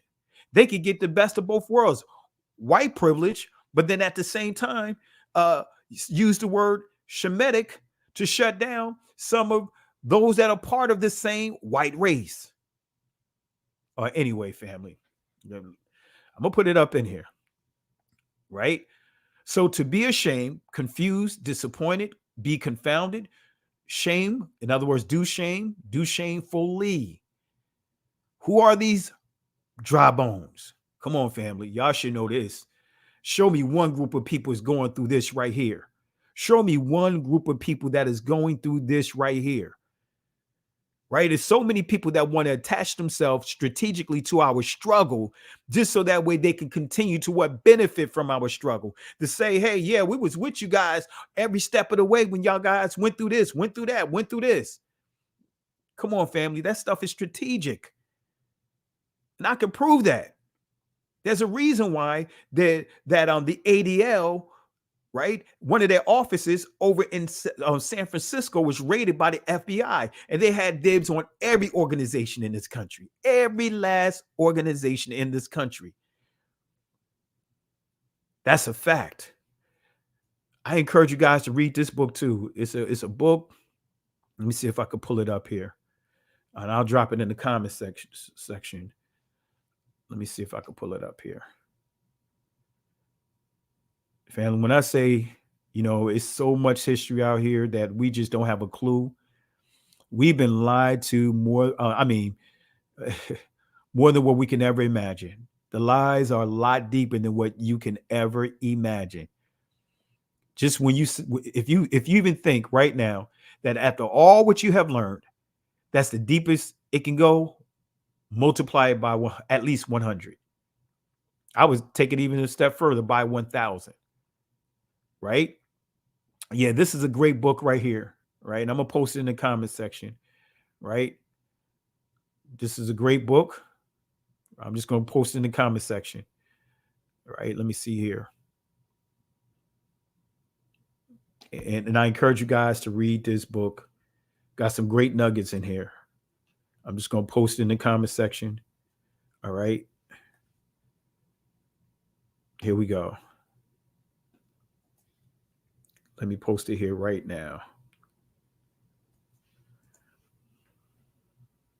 All right. There you go. There you go. All right. So let's go ahead and deal with this. Let's continue on. Who are these dry bones? You guys should know, but who are these dry bones that are confused? That is in a state of confusion right now, to the point that is that so delusional that know that you are a blood descendant of Israel, but yet you convert over to a religion so that way you can take on a title as being Jewish. So instead, now you become a proselyte, right?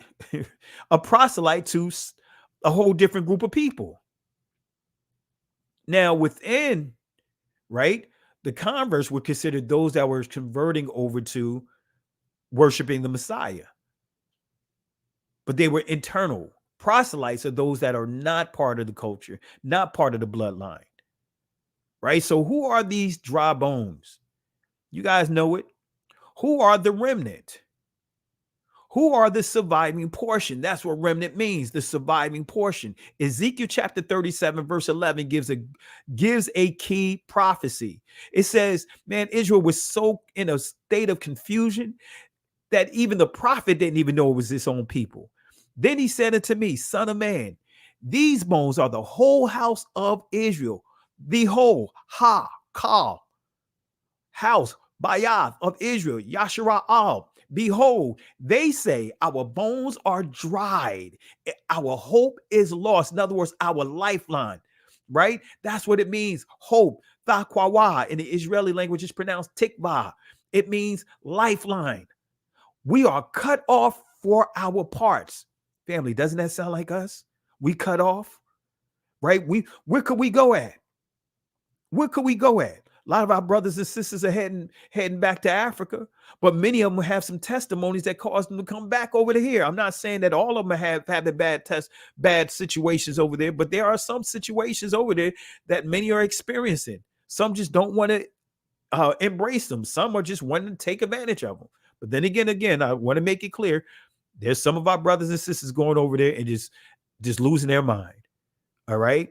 Go Black to Africa did a great video about that. So then said unto me, son of man, these bones are the whole house of Israel. Behold, they say our bones are dry. In other words, we're confused. Our hope is lost. We are cut off for our parts. We are by ourselves. We don't even have a culture. Every time we even try to develop some type of culture, it gets taken away from us. Come on, family. Never in a million years, I would have thought that I'm going to be watching, growing up in the days of the pop locking, because, hey, I'm an 80s kid. I was pop locking in the 80s, right? So here it is. We bragging, we pop locking, we break dancing and all that stuff. And now I'm watching. So you think you could dance? You got a Caucasian here telling a brother, man, that you should have popped when you should have locked. You should have locked when you should have popped. Now, when you did that move right, come on, family. We can't even hold on to anything that we've developed among ourselves, even in our bad habits. We can't even hold on to. Everything has been exploited and taken, but given us constructs of other cultures, constructs like thug or thuggy, constructs like diva or god diva. Those are Hindu constructs.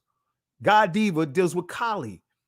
Thuggy deals with a group of Indian people, men, that harassed other Indian men on the train, murdering and killing them, all for the sake of wanting to have an honorable reincarnation by the god diva. Come on, doesn't that sound like familiar? Doesn't that sound like the culture of hip hop? Who introduced our brothers and sisters to that? Who runs the hip hop industry? Who introduced them to that? Who introduced us to the word ghetto? Ghetto is a Yiddish word. Who introduced that to our community, to where as though now many of our brothers and sisters are embracing that word? Oh yeah. Anyway. So then he said unto me, son of man, these bones are the whole house of Israel. Behold, they say our bones are dried. Our hope is lost. We are cut off. We are cut for our parts. So the prophecy to break the consequences, Ezekiel chapter 12 and 13. This is the prophecy, family, to break that confusion. This is what we're seeing right now. We see the confusion being broken right now. Therefore prophesy and say unto them, thus saith Yahweh Elohim, behold, O my people, I will open your graves and cause you to come out of your graves and bring you into the land of Israel. Guess what, family? This is resurrection right here. See, that means that you don't have to die physically to experience resurrection. When you're being restored, guess what? Resurrection. The Most High said, we're going to experience this. And guess what? We see this starting to happen. We see that we are starting to rise up out of our graves. The Most High is opening up our graves, opening up our eyes, so we can start understanding who we are. And ye shall know that I am Yahweh when I have opened. And remember, Yahweh, Yah, he exists. That's what Yahweh means. He exists. Look up the two names. Yah, look up Howah, right? Just for those that asking the question, Yahweh versus some would say Yahuwah and some would say some other Yahweh. But look up Yahweh, Yah, contracted name, Yah, and look up Howah, which means he exists, right? So ye shall know that I am. In other words, I exist. He exists when I have opened pathak, your graves, all my people, and brought you out of your graves. Come on, family. I'm getting excited. Ye shall know that I am Yahweh when I have opened. See, there's a few Hebrew words that transliterates to open, right? For example, this one right here, pa-kak, right? Or pa-kwak, excuse me, which means to open, means to be observant, means to open eyes. In other words, now you're going to be aware. This is discernment, right? Here's another Hebrew word in this text that means open. Let's see what it says here, right? Notice what it says here. Pathak, right? Which means to open wide, to loosen, to break forth, let go free, open, be set open, opening. Family, we are being set free. We are living in a time of being set free, family. We are living in the time of being set free from all these delusions. Of course, you still got some that want to hold on to them, but guess what, family? As a whole, there is awakening that's unlike any other time that we are witnessing right now. I'm excited, family. So what's the proper name for the Most High, right? Just still dealing with Islam. There's one thing you'll notice, they won't give you the actual name of the Most High. They'll tell you that his name, God, Allah. So is his name Allah? Is the Most High name Allah? If you believe that the Most High's name is Allah, type 1. If you believe that the Most High's name is not Allah, type 2.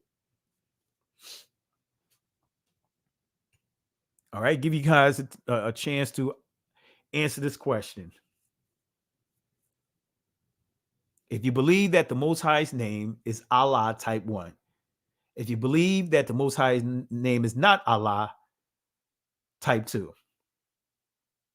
All right, let's see what we got here. All right, let's see here. DJ Brightside, no. Trey, no. Back to my roots or Black to my roots, no. The Threat 89, no. Let's see here. For Awaken, no. Bobby Arnold, no. Lucille, Daryl, no. Let's see who else we have here. Ni Lanti, no. Lante, no. Excuse me if I mispronounce your name. Azariah Ben Yahuda, no. Way Too Grown for Toys, like that name. No. Asa Isha, no. Sister Carol, no. Servant of the Most High, no. Re Batya Earth Tone Hebrew, no. All right, let's see here.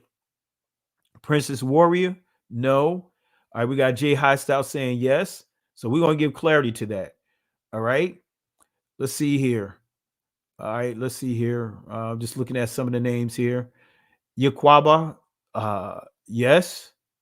Got another yes there. Okay. B1 Queens Island, 2. Right. Catherine Decker, 2. All right. So we got a lot of responses here. So for the most part, you guys answered no. All right. So let's answer this question. All right. I'm not going to deal with the Yahweh part, but I'm going to show you that Allahayim is, Allah, right, is not the name of our Father, right?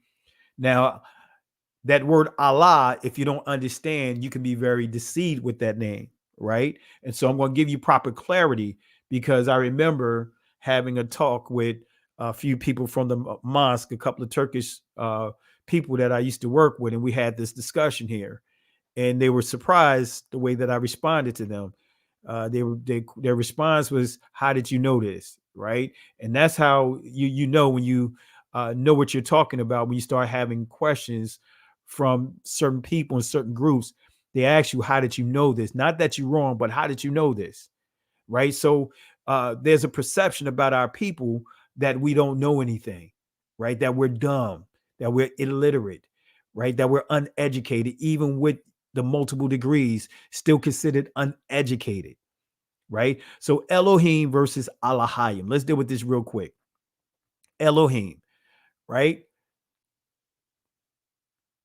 Gods in the ordinary sense, specifically used of the supreme God, angels, judges. So Allahayim is the ancient Elohim, Elohim.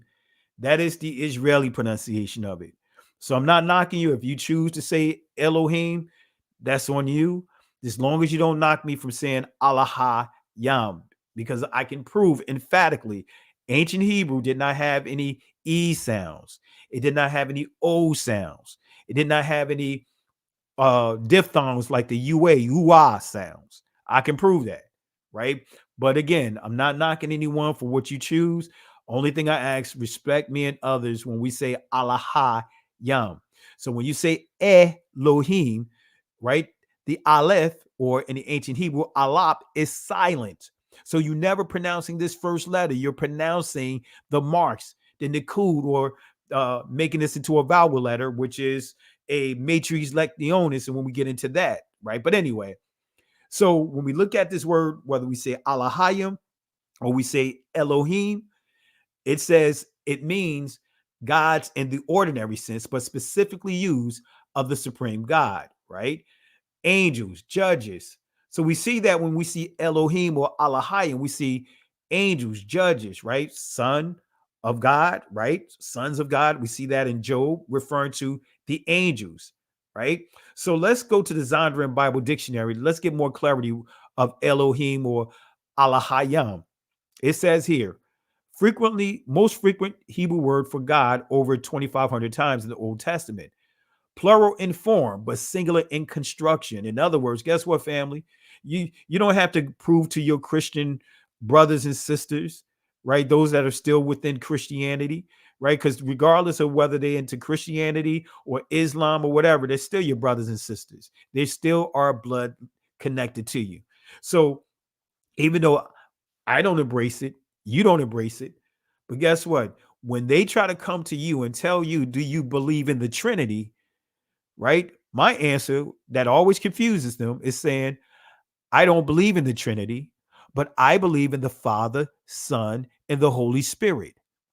And I believe that the Most High uses his angels as well. I believe that the Most High also said in the scriptures that Israel is part of the Alahayim or Elohim. Remember, say you are gods. See, family, that's what happens when people are trying to convert you, or when you come out of Christianity. Those are some of the things that they want to say to you. They want to throw the Council of Nicaea. They want you to quote and recite the Nicene Creed. Hey, do you believe in God? Do you believe in the Father, Son, and the Holy Spirit? Do you believe, before you know it, you reciting the Nicene Creed, which also is called the Statement of Faith, with which most churches have a statement of faith. We believe that the Bible is the only inspired written word of God. That's part of the Nicene Creed. So guess what? I tell them, I don't need to tell you I believe in a Trinity. The word is not even in the scriptures. Don't show me a concept. See, we live in a time where people show you a concept. And if you study different deities out there, you'll understand concept is actually a deity. Right? So we don't need concepts. Let's go with what the word says. The word Trinity is not in the scriptures whatsoever. It's not in the Greek, right? So either you tell them you believe in Elohim if you're more comfortable with Elohim, or Alahayim. You don't have to pledge. You don't have to use your walk as a compromise. You don't have to compromise your walk just to tell somebody or make someone else comfortable. They have no problem with making you uncomfortable. So there's no need of you trying to make them comfortable, but by saying that you believe in the Trinity. I don't believe in the Trinity. I'm not going to embrace the Trinity. I believe in our Alahayim. All right. I hope that helps someone. I hope this helps someone. This is why we got to even get out of this construct. God is a generic word. That's from the Norse. That's from the Norse religion. God or Got. Come on, family. I did a lesson titled, I don't believe in God, but I'm not an atheist. It's still on the timeline. I may teach on that again. God or God is not the name of the Most High. He never said his name is God. So I don't believe in God. I believe in our Yahweh Alahayim, Father Alahayim, which transliterates over to Father God. But I believe in my Father Alahayim. I believe in Yahweh Alahayim. I don't believe in some generic Germanic construct that's part of the Proto-Indo-European language, what Apostle Paul talks about that we just touched on in Thessalonians, of them pushing their image, their likeness over us. Remember when I taught about the Freemasons, that letter G stands for Gomer Oz-Dabar, right? Gomer. Who is Gomer? The progenitor, the father of the Ashkenazis, right? You'll see that they're all part of the same, first the Turks is all part of the same group. So family, no, I'm standing my ground. You get to choose whatever you decide to do. I'm not forcing this on anyone. But guess what, family? This is why I had to separate myself from a lot of people. A lot of people. But let me touch on this some more. Let me touch on this, right? We see here, when we see Elohim, it says, as we see here, we see plural form but singular construction, right? We see where it says plural magnitude or majesty when we see Genesis 1:1, when it says in the beginning, Elohim, right? Barashayath, bara, Alahayam. In your text, it would say Elohim if you go by the Israeli language. But again, we see that there, right? But then it goes on to say when used of heathen gods. It gives you some passages here. It says of angels. We'll see it listed here. Judges, we see it listed here, right? Judges, right? Judges, they were people, they were Israelites as representatives of the Most High. Elohim or Alahayim is plural in sense as well as form. Means either be strong or be in front, suiting the power and preeminence of the Most High. So Elohim is the plural of Eloah. Now we can get into the deep water here, right? Eloah. We see here a deity or the deity. God capitalized, God lowercase. When you see God capitalized, it's referring to the Most High, right? Lowercase, other cultures, right? So family, there's an all-out assault to muzzle the ox, muzzle these letters, family, right? I'm not going to go into all these letters here because for the sake of time, I'll be going in geek mode, but I'm not going to do all of this. This is just giving you some importance of that very first letter. But guess what? Here's the impact when you silence that very first letter. Let me just give you a visual.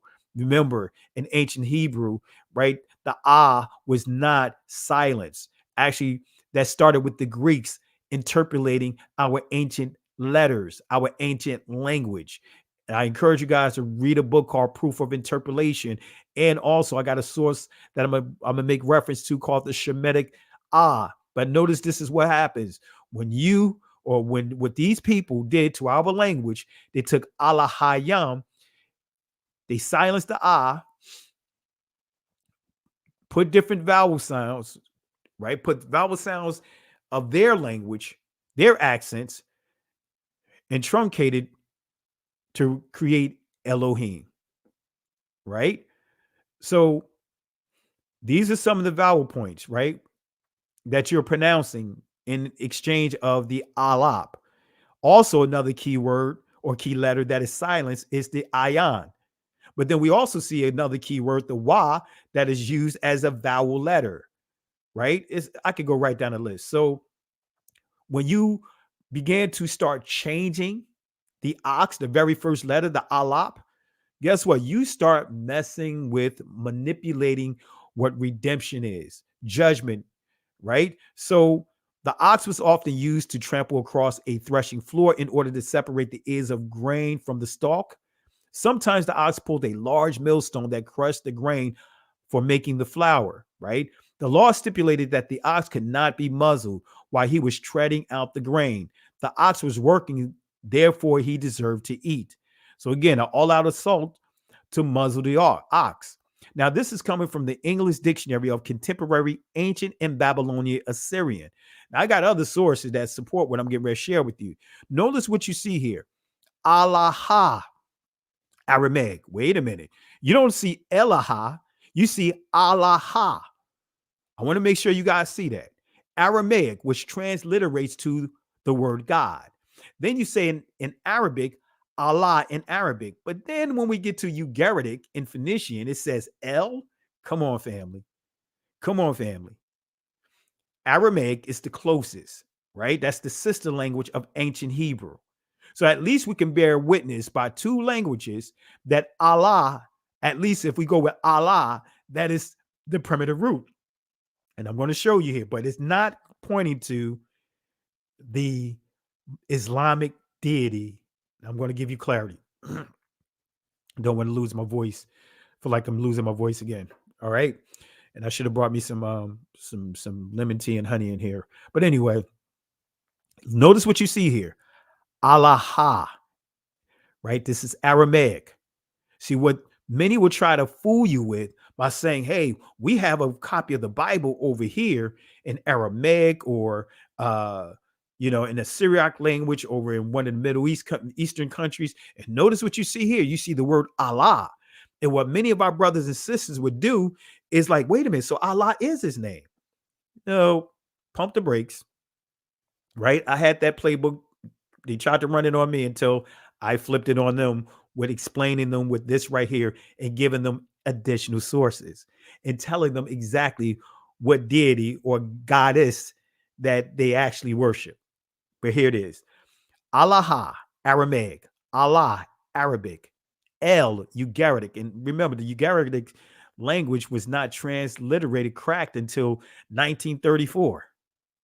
Anyway, come on, family. So the Hebrew definition of silence, I'm not going to get into all of this though, is dama, right? Which means to be dumb, to stop, perish, cease, be cut off. All right.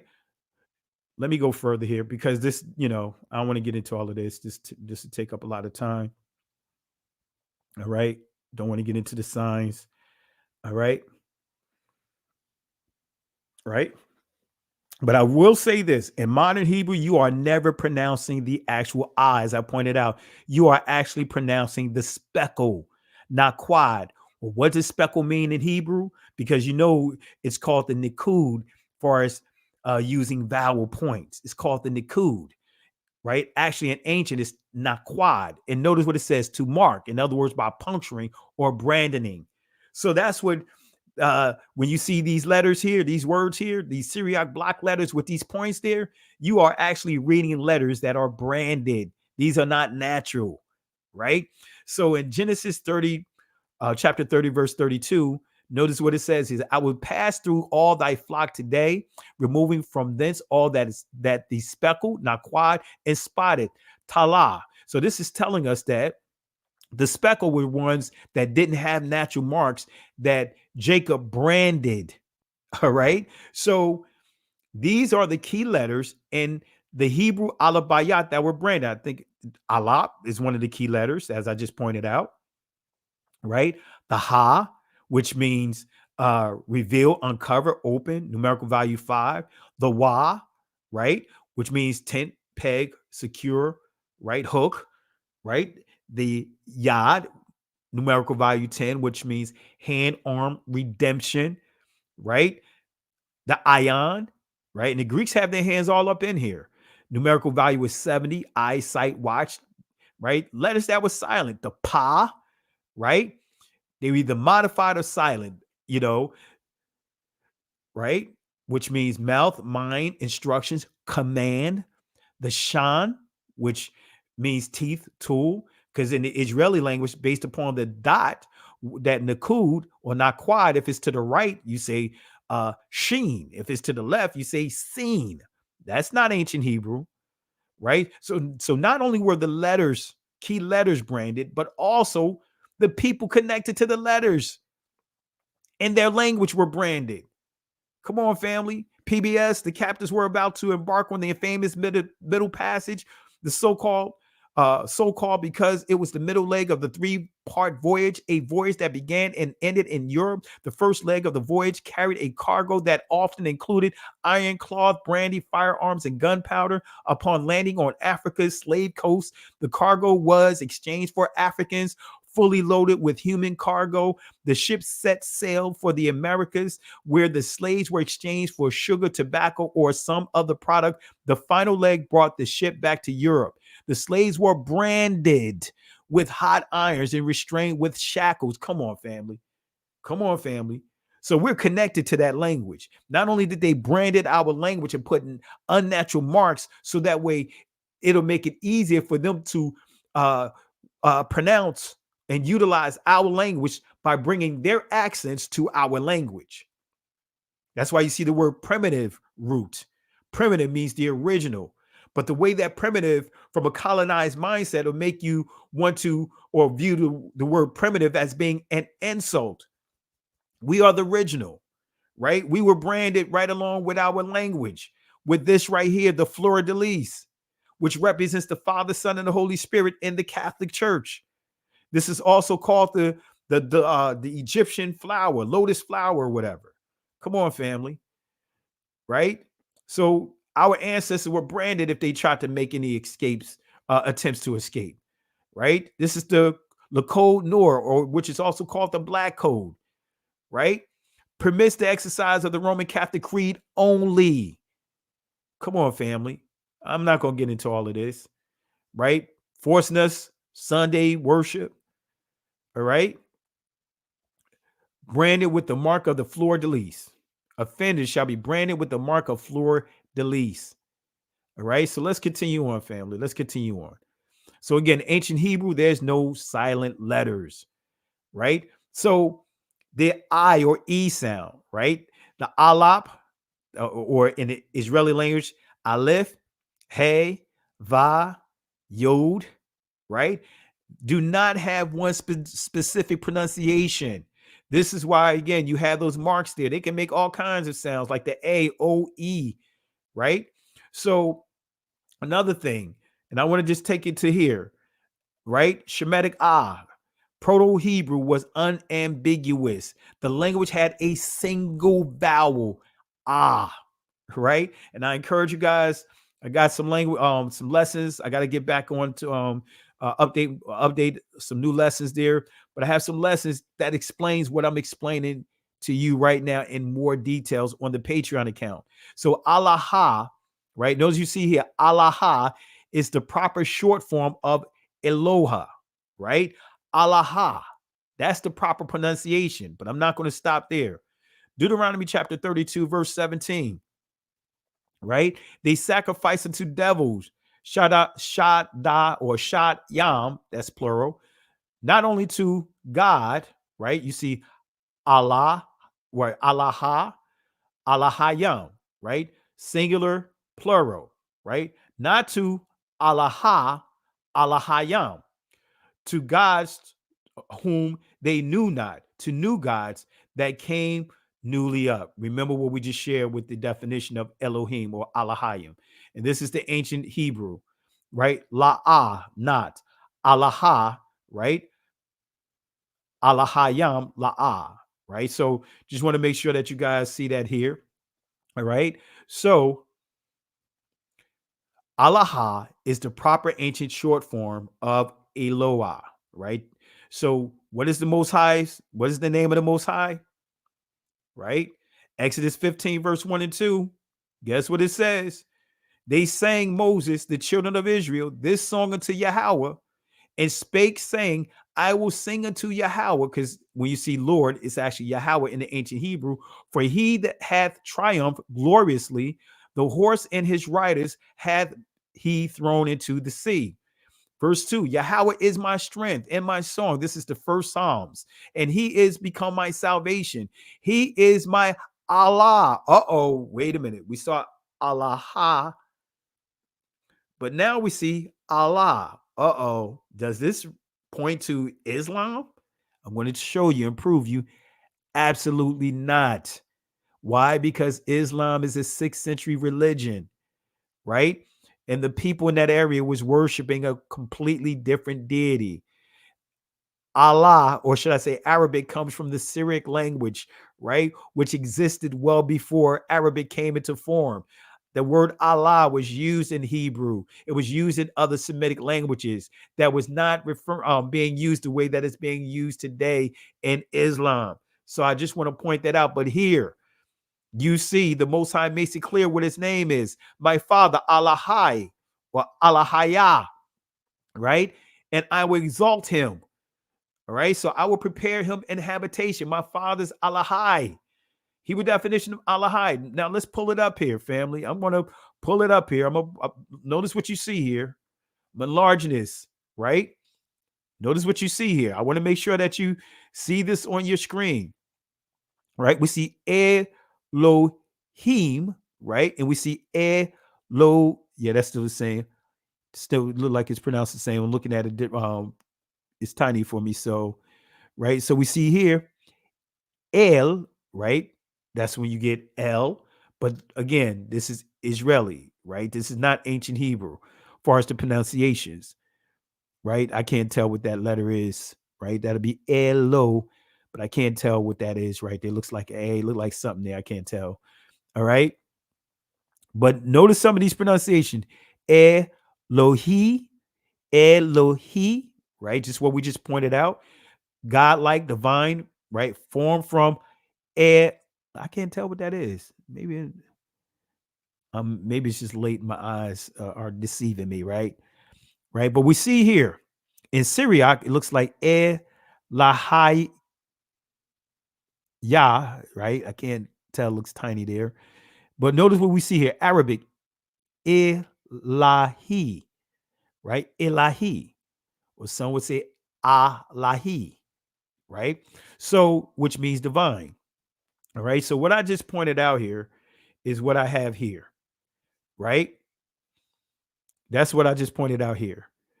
All right. So I couldn't see it, but now I can see that it's a ha in the Israeli hey. So it'd be Eloha. Just what I pointed out. Eloha. Ancient Alaha. Israeli Eloha. So I couldn't tell what it was because of the screen being tiny. All right. So again, notice what you see here. Elohim, plural, gods or God, right? For the Most High, plural of majesty, supernatural beings, judges, just what I pointed out to you, right? So the Hebrew definition of Allah, let's go back here, right? That's this here in the corner here, just to make sure you guys understand, right? That's this right here, right? That's this right here. And it tells us, right? Notice what you see here. Arabic, Allah, Laha equals he, deified, right? Ilah, God equal God, right? Ha, can't tell what that is. Is that a ha or he, el? See, I can't tell. These things are tiny, right? Yeah, this is tiny for me. I can't tell what it says. I think my eyes are starting to deceive me at this time of night, but it's all good. All right. So we could get it. All right, I can see it clearly here. Eloha, right? Here we see he, liha, right? Let's see here. Ha, I can't tell what that is. Ha, I can't tell if that's so it looks like ha I can't tell it, but I'm just ha laha anyway. But it's still, as you see here, Ilah, right? So I'm just showing you Alaha, right, in ancient Hebrew. So remember, Arabic, Alaha, that's how it's pronounced. In Arabic, Alaha. In Aramaic, Alaha. Arabic, Allah. All right. So I'm not going to get into all of this, right? So Alaha is the Aramaic name used for the Most High. Allah is the Arabic name used for the Most High, but it's also used in ancient Hebrew, right? But I want you to understand this point. The term Allah is the standard Arabic word for God. Arab followers of Christ were using the word Allah for God prior to the dawn of Islam. You can look this up, family. So prior to Islam, prior to Muhammad, the word was being used for the Most High well before this religion was even created. All right. So this is who Islam truly worshiped. The goddess the early Muslims worship. This is her right here, right? Allah, late Islamic masculinization of the Arabian goddess Alat or Al-Ilat. The Alatu of the Babylonians formerly worshipped at Kaaba in Mecca. It has been shown that the Allah of Islam was a male transformation of the primitive lunar deity of Arabia. Her ancient symbol, the crescent moon, still appears on Islamic flags, even though modern Muslims no longer admit any feminine symbolism whatever connected with the holy patriarchal Allah. So their deity, right? When you study the history, right? In this territory, there was over 360 different religions, belief systems there. And Muhammad gravitated to this particular one. All right. So the original deity that they worship was Allat, contrary to what they would tell you. Last point I want to make about Islam, and I'm going to drop the link inside the comment section, right? I'm going to drop the link in the comment section. Outlines of ancient Egyptians history, right? And why am I bringing this up? How many of you guys saw the movie Black Adam? If you saw Black Adam, type 1 in the comment section. If you saw Black Adam, type 1 inside the comment section. All right. If you saw Black Adam, type 1 in the comment section. All right. I see some ones. All right. If you saw it, type 1. If you didn't, type 2. So Jay Highstyle said he's seen it. The threat, to us, didn't see it. Right. Azariah didn't see it. Servant of Yah of the Most High, right? Saw it. All right. So it looks like most of you guys have seen it.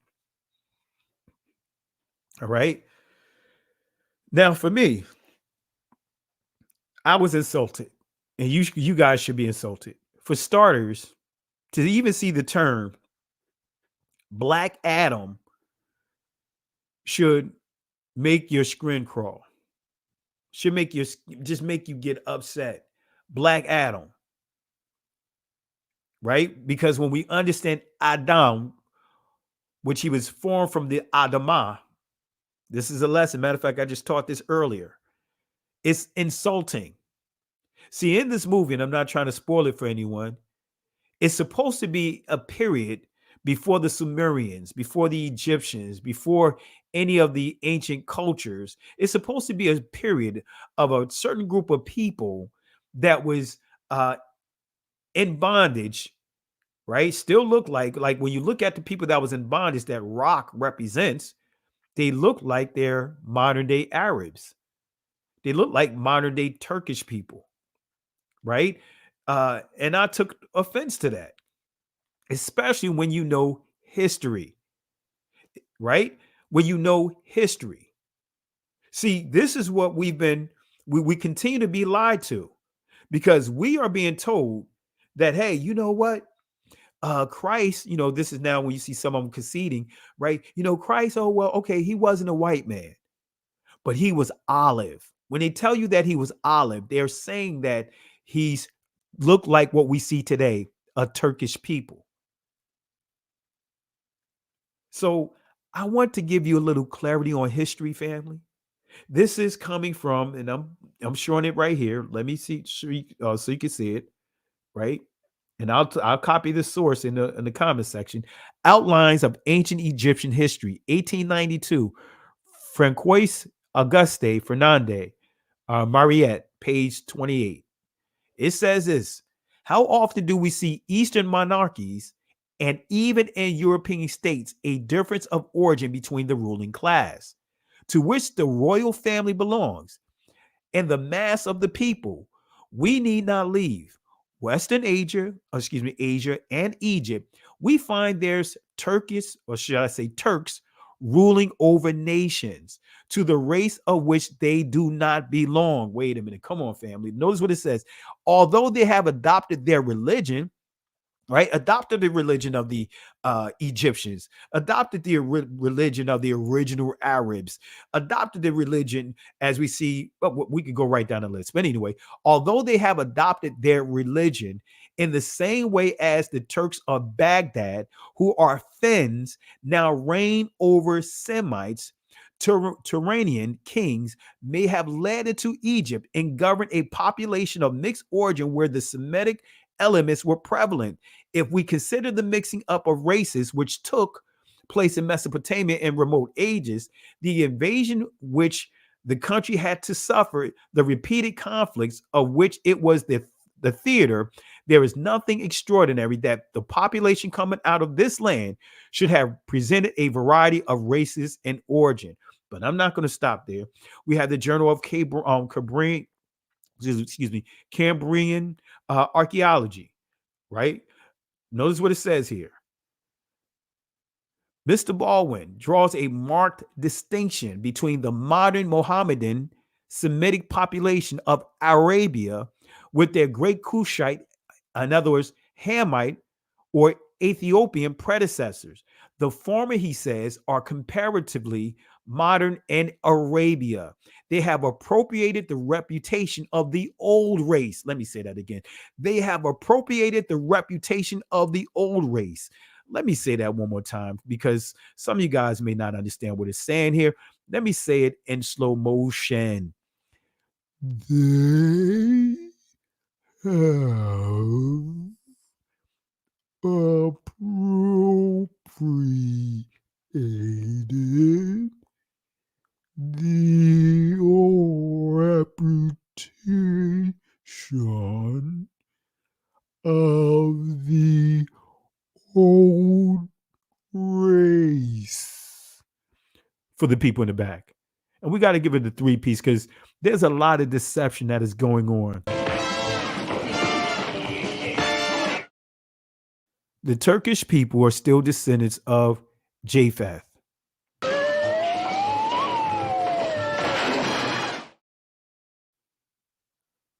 Family, I just want to share that there. See, we have been lied from every front. From every front. Don't get sucked into religion. Let me say that again. Don't get sucked into religion. You don't need a religion to have a relationship with the Father, Son, and the Holy Spirit. You don't need to be part of a religion to claim your culture.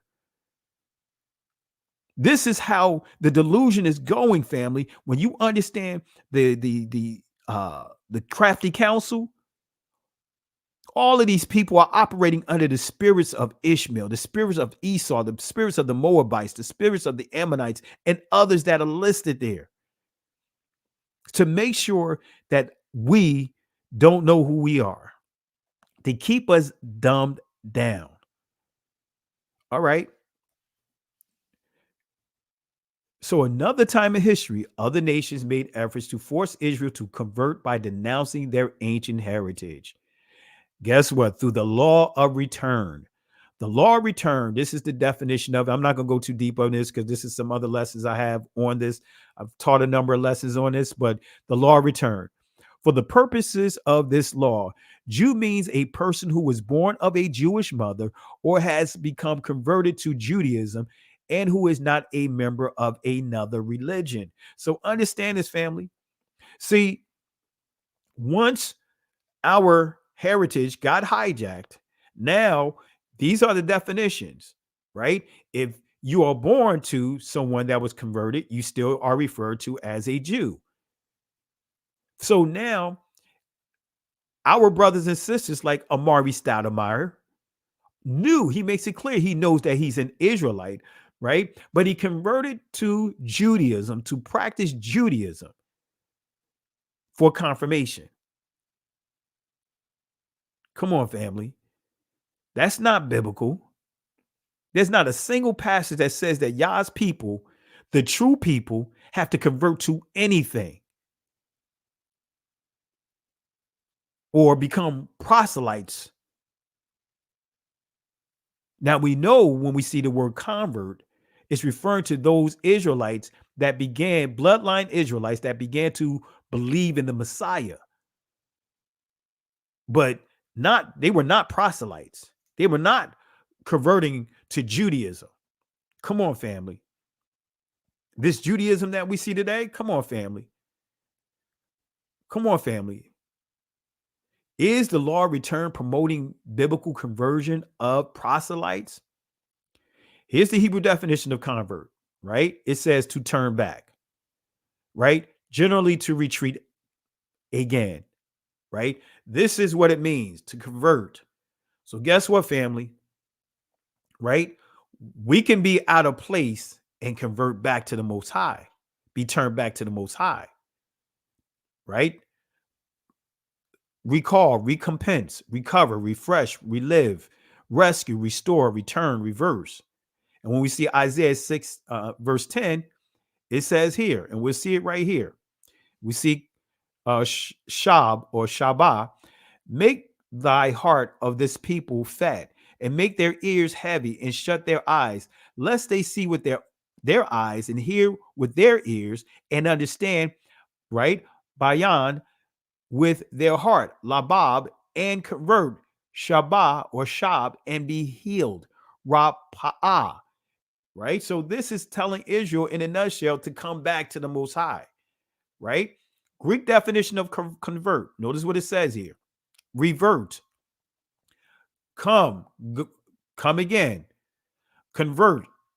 Turn. Return. Right? About again. Right? James 5, verse 19 and 20. Notice what it says here. Brethren, if any of you do err from the truth, and one convert Shab him, let him know that he which converteth Shab the sinner from the error of his way shall save a soul from death, and shall hide a multitude of sins. This letter is sent to the scattered Israelites. That's in chapter 1, verse 1. James sent this to the Israelites. So according to the Hebrew definition of this word, guess what? All of us converted back. We turned back to the truth.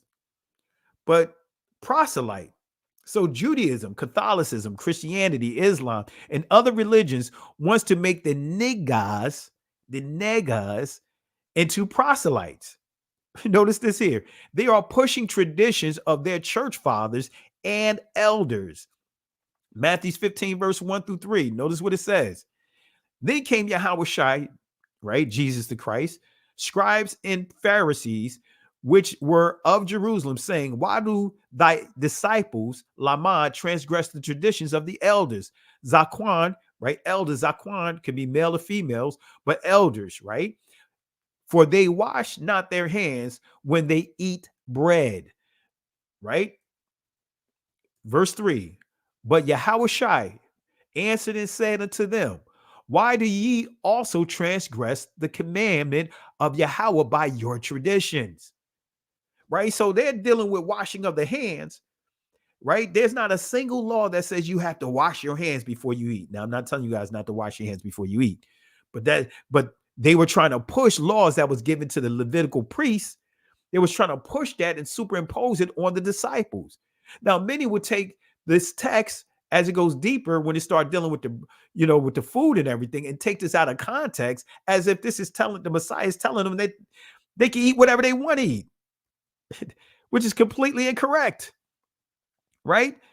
That's what this is about, right? Let me see here, right? You see here, this is what I just read, right? Let's see if I can go down.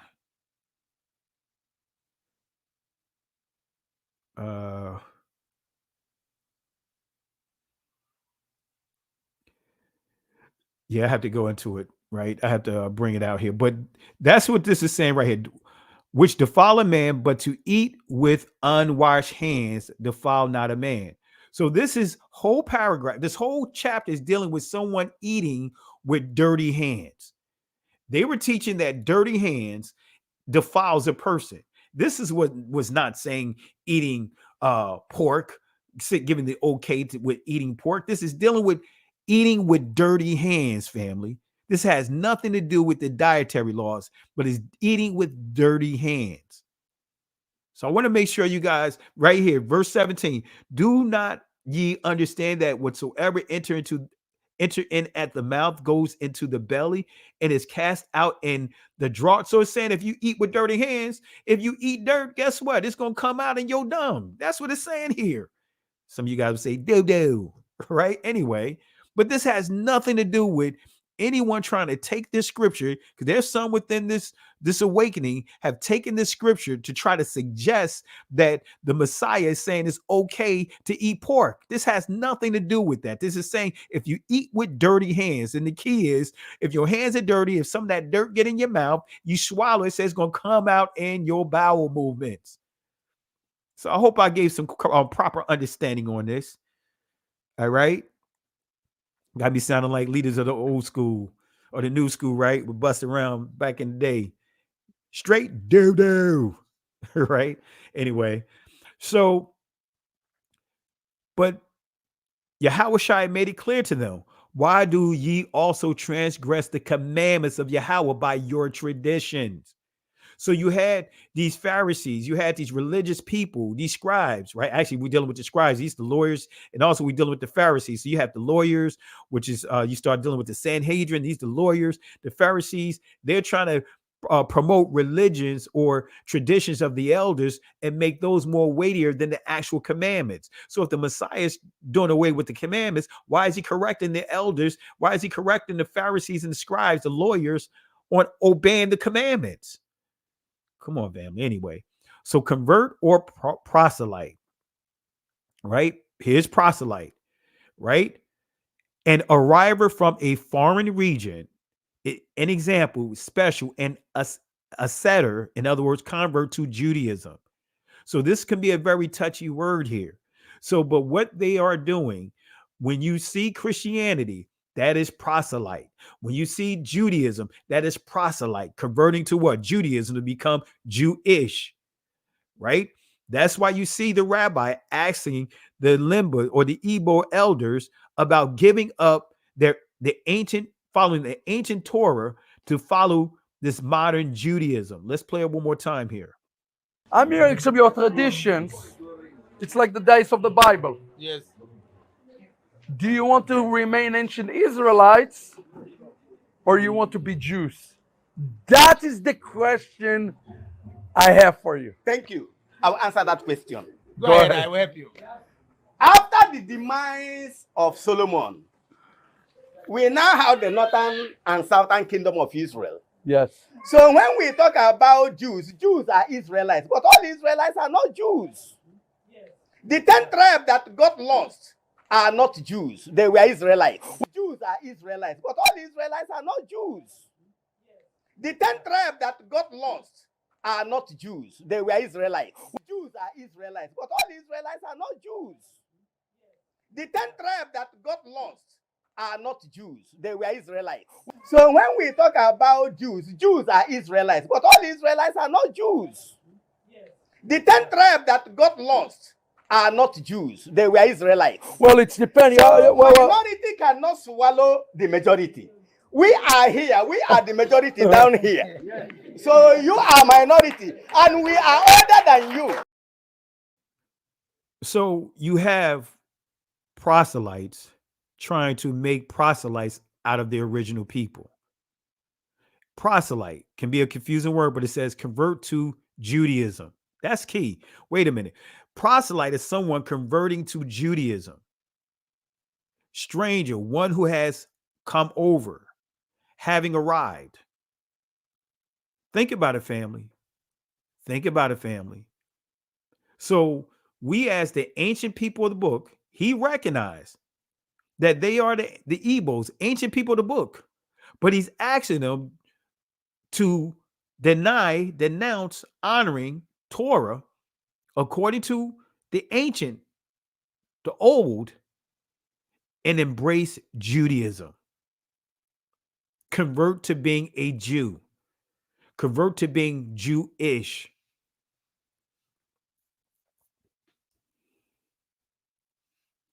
So notice this here. Originally in English, a Gentile converted to Judaism in the 14th century. So is a proselyte a citizen or simply someone embracing a religion? Right? I highlighted this. If a stranger who dwells with you would offer the Passover to Yahweh, all his males must be circumcised. Then he shall be admitted to offer it. He shall then be as a citizen of the country, but no circumcised person may eat of it. So guess what? Right? Following the law, statutes, and commandments allows the non-blood descendants of Israel to be a citizen among the Israelites. But guess what? There were certain roles that they could not take. We see that to be a king had to come only from Israel. We see the judges. We see all of them. They were Israelites. And that's a whole nother discussion when we start dealing with what's his name? I can't think of the name. Joshua and I can't think of Caleb and Joshua, because many will teach that Caleb was a non-blood descendant of Israel. So here it is, Moses going to have someone representative of each of the 12 tribes. All through Numbers, we see the importance of that. And then suddenly he's going to have a non-blood descendant of Israel to represent one of the tribes. We see that the Messiah appointed 12 disciples. All of them were blood descendants of Israel. We don't see him using someone that's not a blood descendant of Israel, but they want you to believe that. And I'm going to do a special teaching on Caleb to prove to you that Caleb was not a outside of the blood descendants of Israel. So we see here, and this is from the Tanakh, if a stranger who dwells with you would offer Passover to the Most High, Yahweh, all his males must be circumcised. Then he shall be admitted to offer it. He shall then be as a citizen of the country, but no uncircumcised person may eat of it. There shall be one law. There we go again. For the citizen and for the strangers who shall dwell among you. And it says, so and all the Israelites did so as Yahweh had commanded Moses and Aaron. So they did. All right. I'm going to stop right here, family, because my throat is really getting to me. All right. But this is giving you a history of the Talmud. This is not written in the ancient time. Right. It began its writings between the 3rd and 5th century. Right. A book of the Talmud was written like in the 9th and 10th century. So bear with me one second.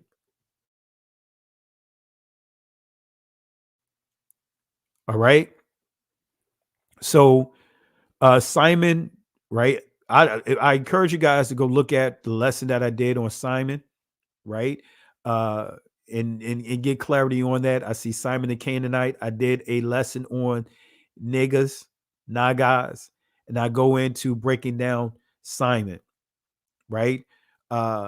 Niger, Simon the Niger. I went and broke that down. So I encourage you guys to watch that lesson, because I really went in and gave you proper clarity with that, right? I could also prove that Nicodemus was a brother man, right? Because Nick, right, is a short form of Nig, right? Nig, Negas, Negaste. So Nick, right, is interchangeable with Nig, short form of Nagad or Negas or Neg. Anyway, they all are connected. All right. So let's go ahead and just highlight one more thing. I said I was going to do this. I'm going to drop the link here for anyone that want to jump in. I know it's getting kind of late, but I will drop the link. All right. Let's see here. Be respectful, family. Be respectful. All right. Let me show you one last thing, right? Because I know this, especially when you start dealing with the word Christian, and like I said, I'm not telling anyone that I'm not looking at you a certain way if you use the word, but I'm gonna make it clear. Don't force the word on me. If I say that I don't choose to use it, or someone else say that they choose that they don't want to use the word Christian, then guess what? Respect that person. If they say that they're a follower of the way, respect that person. All right. Because sometimes we can get so caught up with labels that was not even used, embraced during the time of the disciples, are now being utilized today. All right. So let me go here. Let me pull this up here. Like I said, this is not trying to disrespect anyone, but I gotta give you proper clarity. All right. All right. Let me pull this lesson up.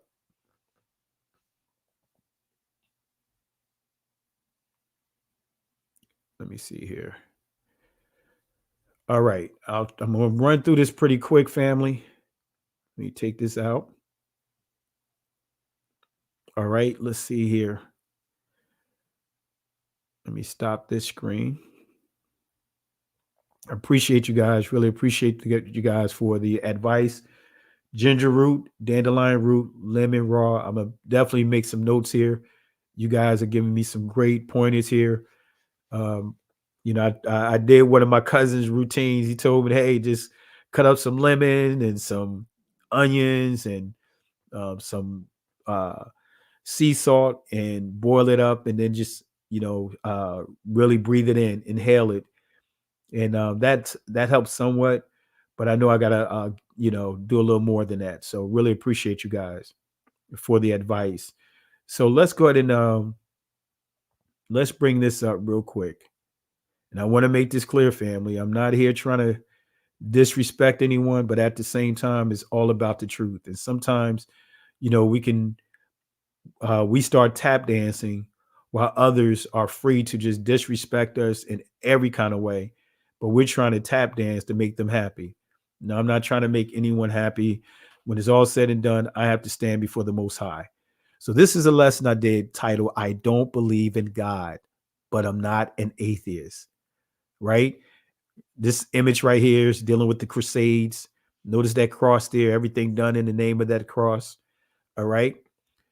Don't call me a Christian, but a follower of the way. Does this make me a heretic? Let me say that again. With me saying, don't call me a Christian, but a follower of the way, does this make me a Christian? Let me say that again. Because I say, don't call me a Christian, but a follower of the way, does that make me a heretic? Does that make me a heretic? Am I professing or promoting heresy? The question is, what is heretic? What is being a heretic? What does it mean? This is what it means. One who holds a doctrine at variance with established or dominant standards, or it says of or belonging to heresy, a heretic rather. It says able to choose to take, but this is the key. The heretic is not an unbeliever. See, the people in church got it wrong. They're so quick to throw the label on many of us as being a heretic because we're not embracing many of the things that they are pushing within Christianity that caused our people to be in bad standards with the Most High, caused the predicament, caused us to have to deal with the punishment and consequences. The heretic is not an unbeliever, far from it, but rather a man who emphasizes some point of doctrine too strongly and obsessively. So the heretic is not an unbeliever. I want to make sure you guys understand that. Far from it, but rather a man who emphasizes some point of doctrine too strongly and obsessively. So what is heresy? Right? We just dealt with it, but here's heresy. We dealt with heretic, but here's heresy. Doctrine or opinion at variance with established standards. Doctrine or opinion, right? An opinion of private men different from that of the Catholic and Orthodox Church. So heresy is those that goes against the Orthodox, the common opinion, or the common teachings of the Catholic and Orthodox Church. Like when they taught that we are cursed with dark skin, like they teach that we are not under the law, right? When they teach us all kinds of things that, hey, we don't have to honor the feast days. We don't have to deal with all these different things, right? When you're teaching the actual scriptures, we are considered heresy, right? According to the Catholic and Orthodox Church. School of thought, philosophical sect, a taking or choosing for oneself, a choice, a meaning of taking. Take, seize, to choose. So the meaning, unorthodox religious sect or doctrine. In other words, you're not going with the flow. You're not going with the flow of the majority. You questioning some of these teachings, right? In Latin, word as used by Christian writers in late Latin, okay? So the Greek definition of heresy, I want y'all to pay attention to this. Notice what it says here. A choice, an example, special party or abstract, disunion, a body of men following their own tenets, sect or party, right? Now notice this here. Key understanding to heretic, an opinion of private men different from that of the Catholic and or Orthodox Church. So guess what? Apostle Paul was accused by Israelites who didn't follow the Messiah as being operating in heresy. He was accused of being a heretic, right? Now, here's the kicker to bring this definition in what I just read to you, give you clarity, because a heretic is a believer. Remember, I said that a heretic is a believer, but they're holding on to certain things that others may think that is extreme. Acts chapter 24, verse 13 and 14, Paul is going to give clarity here. Neither can they prove the things whereof they now accuse me. But this I confess unto thee, that after the way, wait a minute, Paul is making it clear that he's after the way. He's a follower of the way, which they call heresy, right? A group, right? The followers of the way, they call them heretics. They call them, because of following the Messiah. These Israelites didn't believe in the Messiah. They considered the followers of the way to be heretics.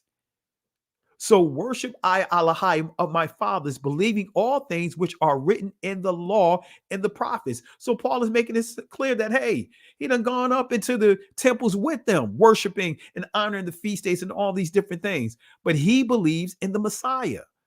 But Paul says he's a follower of the way.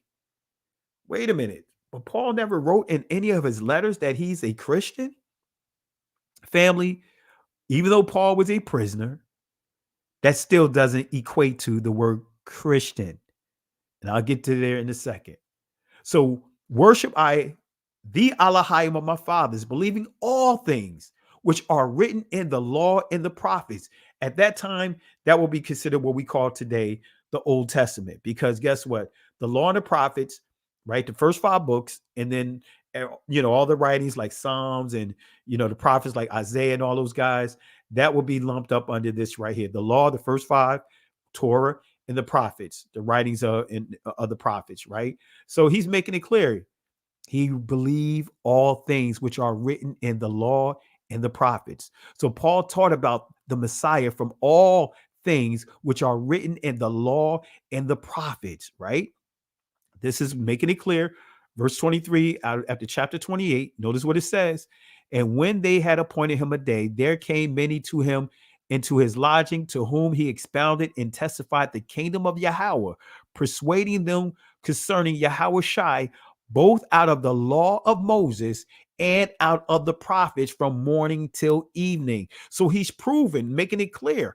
Look, I honor the law and the prophets, but I'm showing you that the law and the prophets confirms the Messiah. So the Messiah taught all things which are written in the law of the prophets. We see this here. I'm not going to go too deep in this. Matthew 22, verse 36 to 40. We see it right here as he closes out with verse 40. On these 2 things hang all the law and the prophets. So let me fast forward, family, because I don't want to lose my voice, right? I don't want to lose my voice, right? Let's see here. Acts 9, verse 1 and 2. Saul, yet breathing out threatenings and slaughter against the disciples of Adoniah, went unto the high priest. Notice what this says, and desired of him letters to Damascus, to the synagogues, that if he found any of this way. Who is the way? Right? Ha-Arak or Ha-Darak. Who is the way? Right? Saul was given over to a fierce objective, that of destroying all the followers of the way. Saul was sent to persecute Israelite followers of the way. Who is the way? John 14 and 6. So we don't see anything about Christianity. We don't see anything about Catholicism. We see that the Messiah said that he is the way. The early Hebrew Israelite followers and those that proselytes among them, guess what? They were referred to as followers of the way. The first followers of the way was blood descendants of Israel. Yahweh Shai saith unto him, I am the way.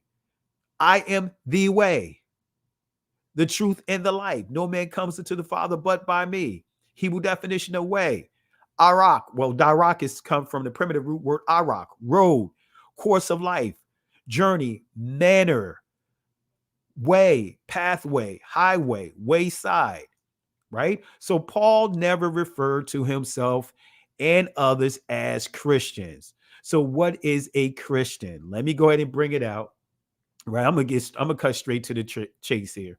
right? But it says here, a believer in and following Christ, 1550s as an adjective professing the Christian religion received into the Christian church. We see 1520s, right? So these giving you something, telling you how the word morphed. First used in Antioch, according to Acts 25 and 26, having the manner and spiritual character proper to a follower of Christ, right? We see here the name of a religious sect in 1863. So let's go ahead and delve into it. Does the word Christian simply means a believer in, follower of Christ, or some would say Christ-like? So let's go to studies in Jewish and Christian history by Elias Jophis Bickerman. All the Greek terms form with the Latin suffix "ianus," exactly as the Latin words of the same derivation express the idea that men or things referred to belong to the person to whose name the suffix is added. Right now we see here "ianus" is substitute for the positive genitive, but it goes on to say, when we see here the Caesarus with the service, right? In other words, a slave of Christ. So this is telling us, like Caesar with the "ianus," right? At the end means service, right? A slave of Caesar. In other documents, the Christian belonged to Christ. They were those of Christ, as Paul says, right? But I'm going to prove to you that that's not correct, as far as this Paul says, right? But we do belong to Christ, but Paul did not use this word Christian. We belong to the Messiah, but Paul never used this label Christian. You will not find this in his letters. You will not find this in his testimony, right? So Christian actually means slave of Christ. Is this promoting chattel slavery? What is chattel slavery? But I'm not going to get into that. I don't feel like going into all of this, right? I'm not even going. This is the law against chattel slavery. He that stealeth a man and selleth him, or if he be found in his hand, he shall surely be put to death. So this is chattel slavery, right? So this word was a word of mockery, right? So this is dealing with ganab, right? The Hebrew word ganab, to thieve, to deceive, steal away, get by stealth, right? The popular Hebrew song, the Negro spiritual "Steal Away," accurately defines this word: steal away home, right? Ganab. So let's go to here, back to the source, page 294. Notice what it says here. Although critics are not agreed whether the Roman administration or the population of Antioch bestowed the new name on the followers of the Nazarene, they all agree that the term was invented by non-Christians. Let me say that again. They all agree that the term was invented by non-Christians. If the Christians at Antioch coined the term with respect to the outside world, how should we understand this use of the name? It is hardly meant as a substitute for the individual appellation of a follower of Christ. Later, some martyrs to all question about their names, origin, and status gave one answer: Christianus, some.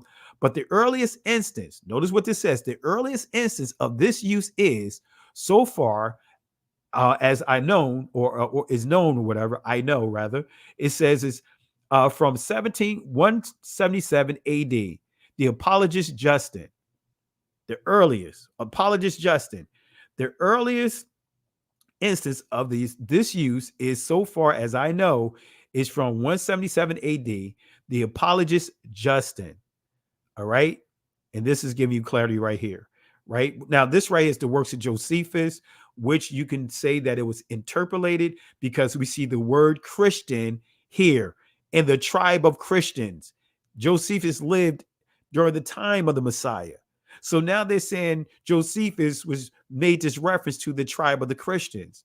But when you look at another translation, because there's a Arabic, Islamic version of Josephus' work, guess what? You will not find that here. This is the link that gives you clarity of that to prove that that is completely interpolated, which many of the church began to do with a lot of the old writings pushing the Christian label. So notice this here. The words in all caps are likely interpolations added by Christian copyists over the centuries in an attempt to make Josephus support faith in Jesus Christ as the Christ. And this goes into really the comparison. This is the comparisons right here. So I'm not going to go into it, but let me get to a key point, right? I'm not going to get into this right here. All right. I'm just fast forwarding. I want to get to here. Did Peter call himself a Christian? Did Peter call himself a Christian?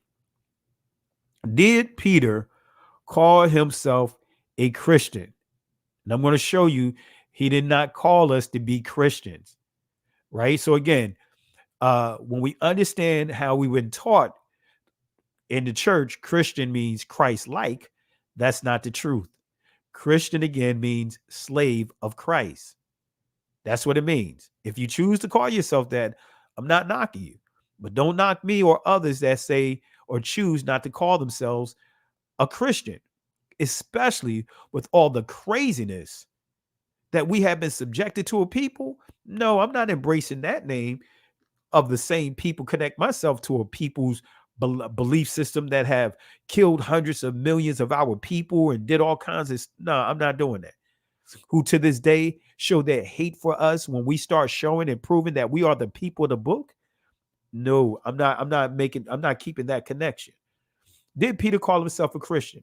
This is 1 Peter chapter 4, verse 16. Right? This is what many will go to. Yet if any man suffers as a Christian, let him not be ashamed, but let him glorify Elohim on this behalf. So it says, yet if any man suffers as a Christian. Let's break this down. The phrase as a. Let's go to the Greek definition of this. Right? Hos, right? It says in, or hos, right? In that manner. After that, even as, like, as unto. Right? When you see that, like, having the characteristics, but this is not Peter saying we're Christians. I'm going to prove this. Oxford Dictionary definition of as a. As, notice what it says. Use in comparison to refer to the extent or degree of something. Go as fast as you can is an example. But here's the kicker right here. Used to indicate by comparison the way that something happens or is done. Right? They can do as they wish. Right? As to is interchangeable with the word like. Right? In other words, having the same characteristics or quality, like, similar, having the same form. So Peter is not telling the scattered and persecuted Israelites to be a Christian, but having the characteristics of a Christian, because that was a derogative term. They wasn't going around saying, hey, yeah, you call me that, I'm gonna embrace that. It was non-blood descendants of Israel that came up with this term. So Peter's like, hey, it means being a slave of Christ. So he's saying, hey, let's take on the characteristics of being servants. Abad ha-mashayak. Servants, abadah. Comes from the primitive root word abad, right? You see the word abad transliterates to till, execute, cultivate. Now let me prove this. Right? Peter uses this conjunction as a in the entire block of text, starting at verse 12, right? We got to start there to put this in this proper perspective. Beloved, think it not strange concerning the fiery trial which is to try you, as though some strange thing happened unto you. But rejoice, inasmuch as ye are partakers of Christ's sufferings, that when his glory shall be revealed, ye may be glad also with exceeding joy. Notice this.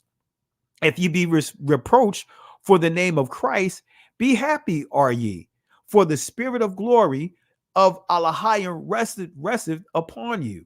On their parts he is evil spoken of, but on your part he is glorified. But let none of you suffer as a murderer. Wait a minute. Come on, family. In the characteristics of a murderer, in the reputation of a murderer, or as a thief, the reputation or the characteristics of a thief, or as an evildoer. He's not telling them that they're murderers. He's not telling them that they're thieves. He's not telling them that they're evildoers. He's making sure that they stay clear of these behaviors. As a busybody in other men's matters. Yet if any man suffers the characteristics as a servant is not greater than his master. Suffer as a Christian. Let him not be ashamed, but let him glorify Elohim on his behalf. So this is just saying, hey, they want to call you this name. Well, hey, take the good out of it. If they're saying you're a servant, all right, operate in the characteristics of being a servant to Christ. That's what it means. It doesn't mean just because he mentioned these other ones. No, he's not calling them murderers. He's saying don't operate in the characteristics of murderers, thieves, evildoers, or busybodies, right? But under this, the characteristics of being slaves of the Messiah. So let none of you suffer in the character or in the reputation. This is giving you proper clarity. Let none of you suffer in the character or in the reputation of a murderer, a thief, an evildoer, or in the reputation of being nosy, meddling in other people's business. If any of you suffer in the character or in the reputation of a slave to the Messiah, right? Don't be ashamed. Come on, family. Hebrew definition of servant, I touched on it, is abadah. All right, and I'm going to stop right there. That's it, family. I just want to give that brief summary. All right. All right. That's it, family. I'll do it one more time. I'll drop the link here. I'm good. I know I dropped a lot of information, and I just thought I'd do this lesson because, again, like I said, we're living in a day and time where everyone is different belief systems are trying to convert us, trying to make us proselytes rather into different belief systems. And it's just not happening. Like we used to say back in the day, it's not happening, Captain. I am not going to sell out. I came out of the frying pan of Christianity. Guess what, family? I'm not going back into that. I'm not going into the fire of other stuff, right? Because if that's the case, I might as well stay in Christianity. Quite honestly, I'm being real with you, family. If you're going to jump out of Christianity and go into the fire of all kinds of crazy stuff, you might as well stay in Christianity. You might as well stay in Christianity. I know some of you guys may cringe. Excuse me, by me saying that, but you might as well. If you want to jump into the frying pan of some stuff that's going to take you into an even deeper delusion, deception, you might as well stay in Christianity. You might as well. You might as well stay, right? Than to go into a worse situation. All right. So again, that word Messiah wasn't something that was loosely used, right? So when you say Messiah, you're saying that each person is the Messiah when you use that word Christian. But we got to make sure we understand things from a Hebraic school of thought. Because anyway, I'm not going to get into all that. But I dropped a link in the comment section. Let's see here. Let's see here. All right. All right. So with that being said, I don't see anyone jumping on.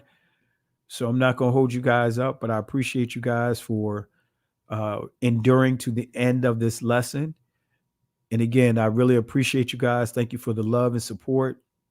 And I just wanted to give you guys something to go off of. I know I try to do at least a live on the, not Shabbat, but Saturday night, the first day of the week.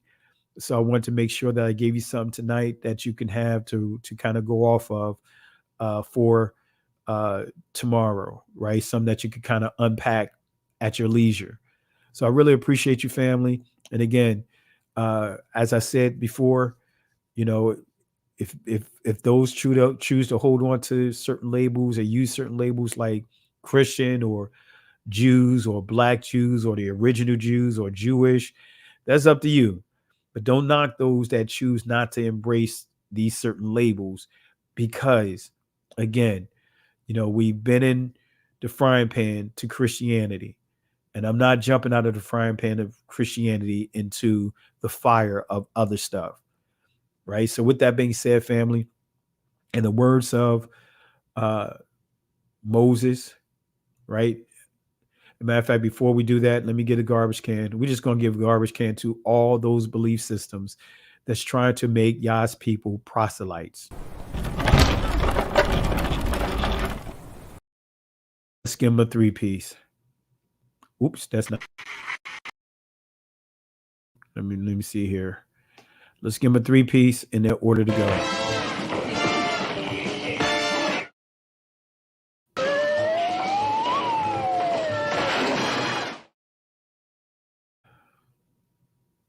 All right. So with that being said, family, in the words of Moses, he made it clear in Exodus chapter 12, verse 13 and 14. To the Israelites that was nervous and fear because they was at what seemed to be a dead end, and their past was catching up to them, the Egyptians, right? He said to them, "Fear ye not, stand still and see the salvation of Yahweh. These Egyptians that you see here today, you will never have to deal with them ever again. The Most High will fight for you, but here's the kicker. You must hold your peace." In other words, be quiet. Be quiet. Be quiet. The Hebrew word there is charash, which means be quiet. Be quiet. Can't go back. Can't stay here. Keep moving forward. Let me say it one more time. Can't go back. Can't stay here. And family, we have to keep moving forward. So don't let anyone discourage you. Don't get caught up in what you see. We have to just keep pressing on. We cannot be discouraged. We cannot let people bully us to make us feel like we want to start denouncing the very things that's rightfully ours. Some of our brothers and sisters have gone back to the church, right? Because not really understanding that being a Hebrew Israelite is not a religion. Some still had the mindset that being a Hebrew Israelite is a religion. So they came into this awakening expecting certain things and probably didn't turn out the way that they had hoped. And they went right back into the church. And that's why you see some making videos denouncing Hebrew Israelite or why they left the Hebrew Israelites. It's not a religion. It's a culture. It's a bloodline. So with that being said, family, keep praying for your brothers and sisters. With that being said, shalom. Listen, Genesis chapter 11, verse 10 explains the genealogy of Shem. Shem was a black man in Africa. If you repeat this back, Genesis 14, verse 13, Abraham steps on the scene. Being a descendant of Shem, which is a fact, means Abraham too was black. Abraham, born in the city of a black man, called Nimrod, grandson of Ham. Ham had 4 sons. One was named Canaan. Here, let me do some explaining. Abraham, Isaac was the... Jacob had 12 sons, for real, and these were the children of Israel. According to Genesis chapter 10, these were the children of Israel. According to Genesis chapter 10, these were the children of Israel.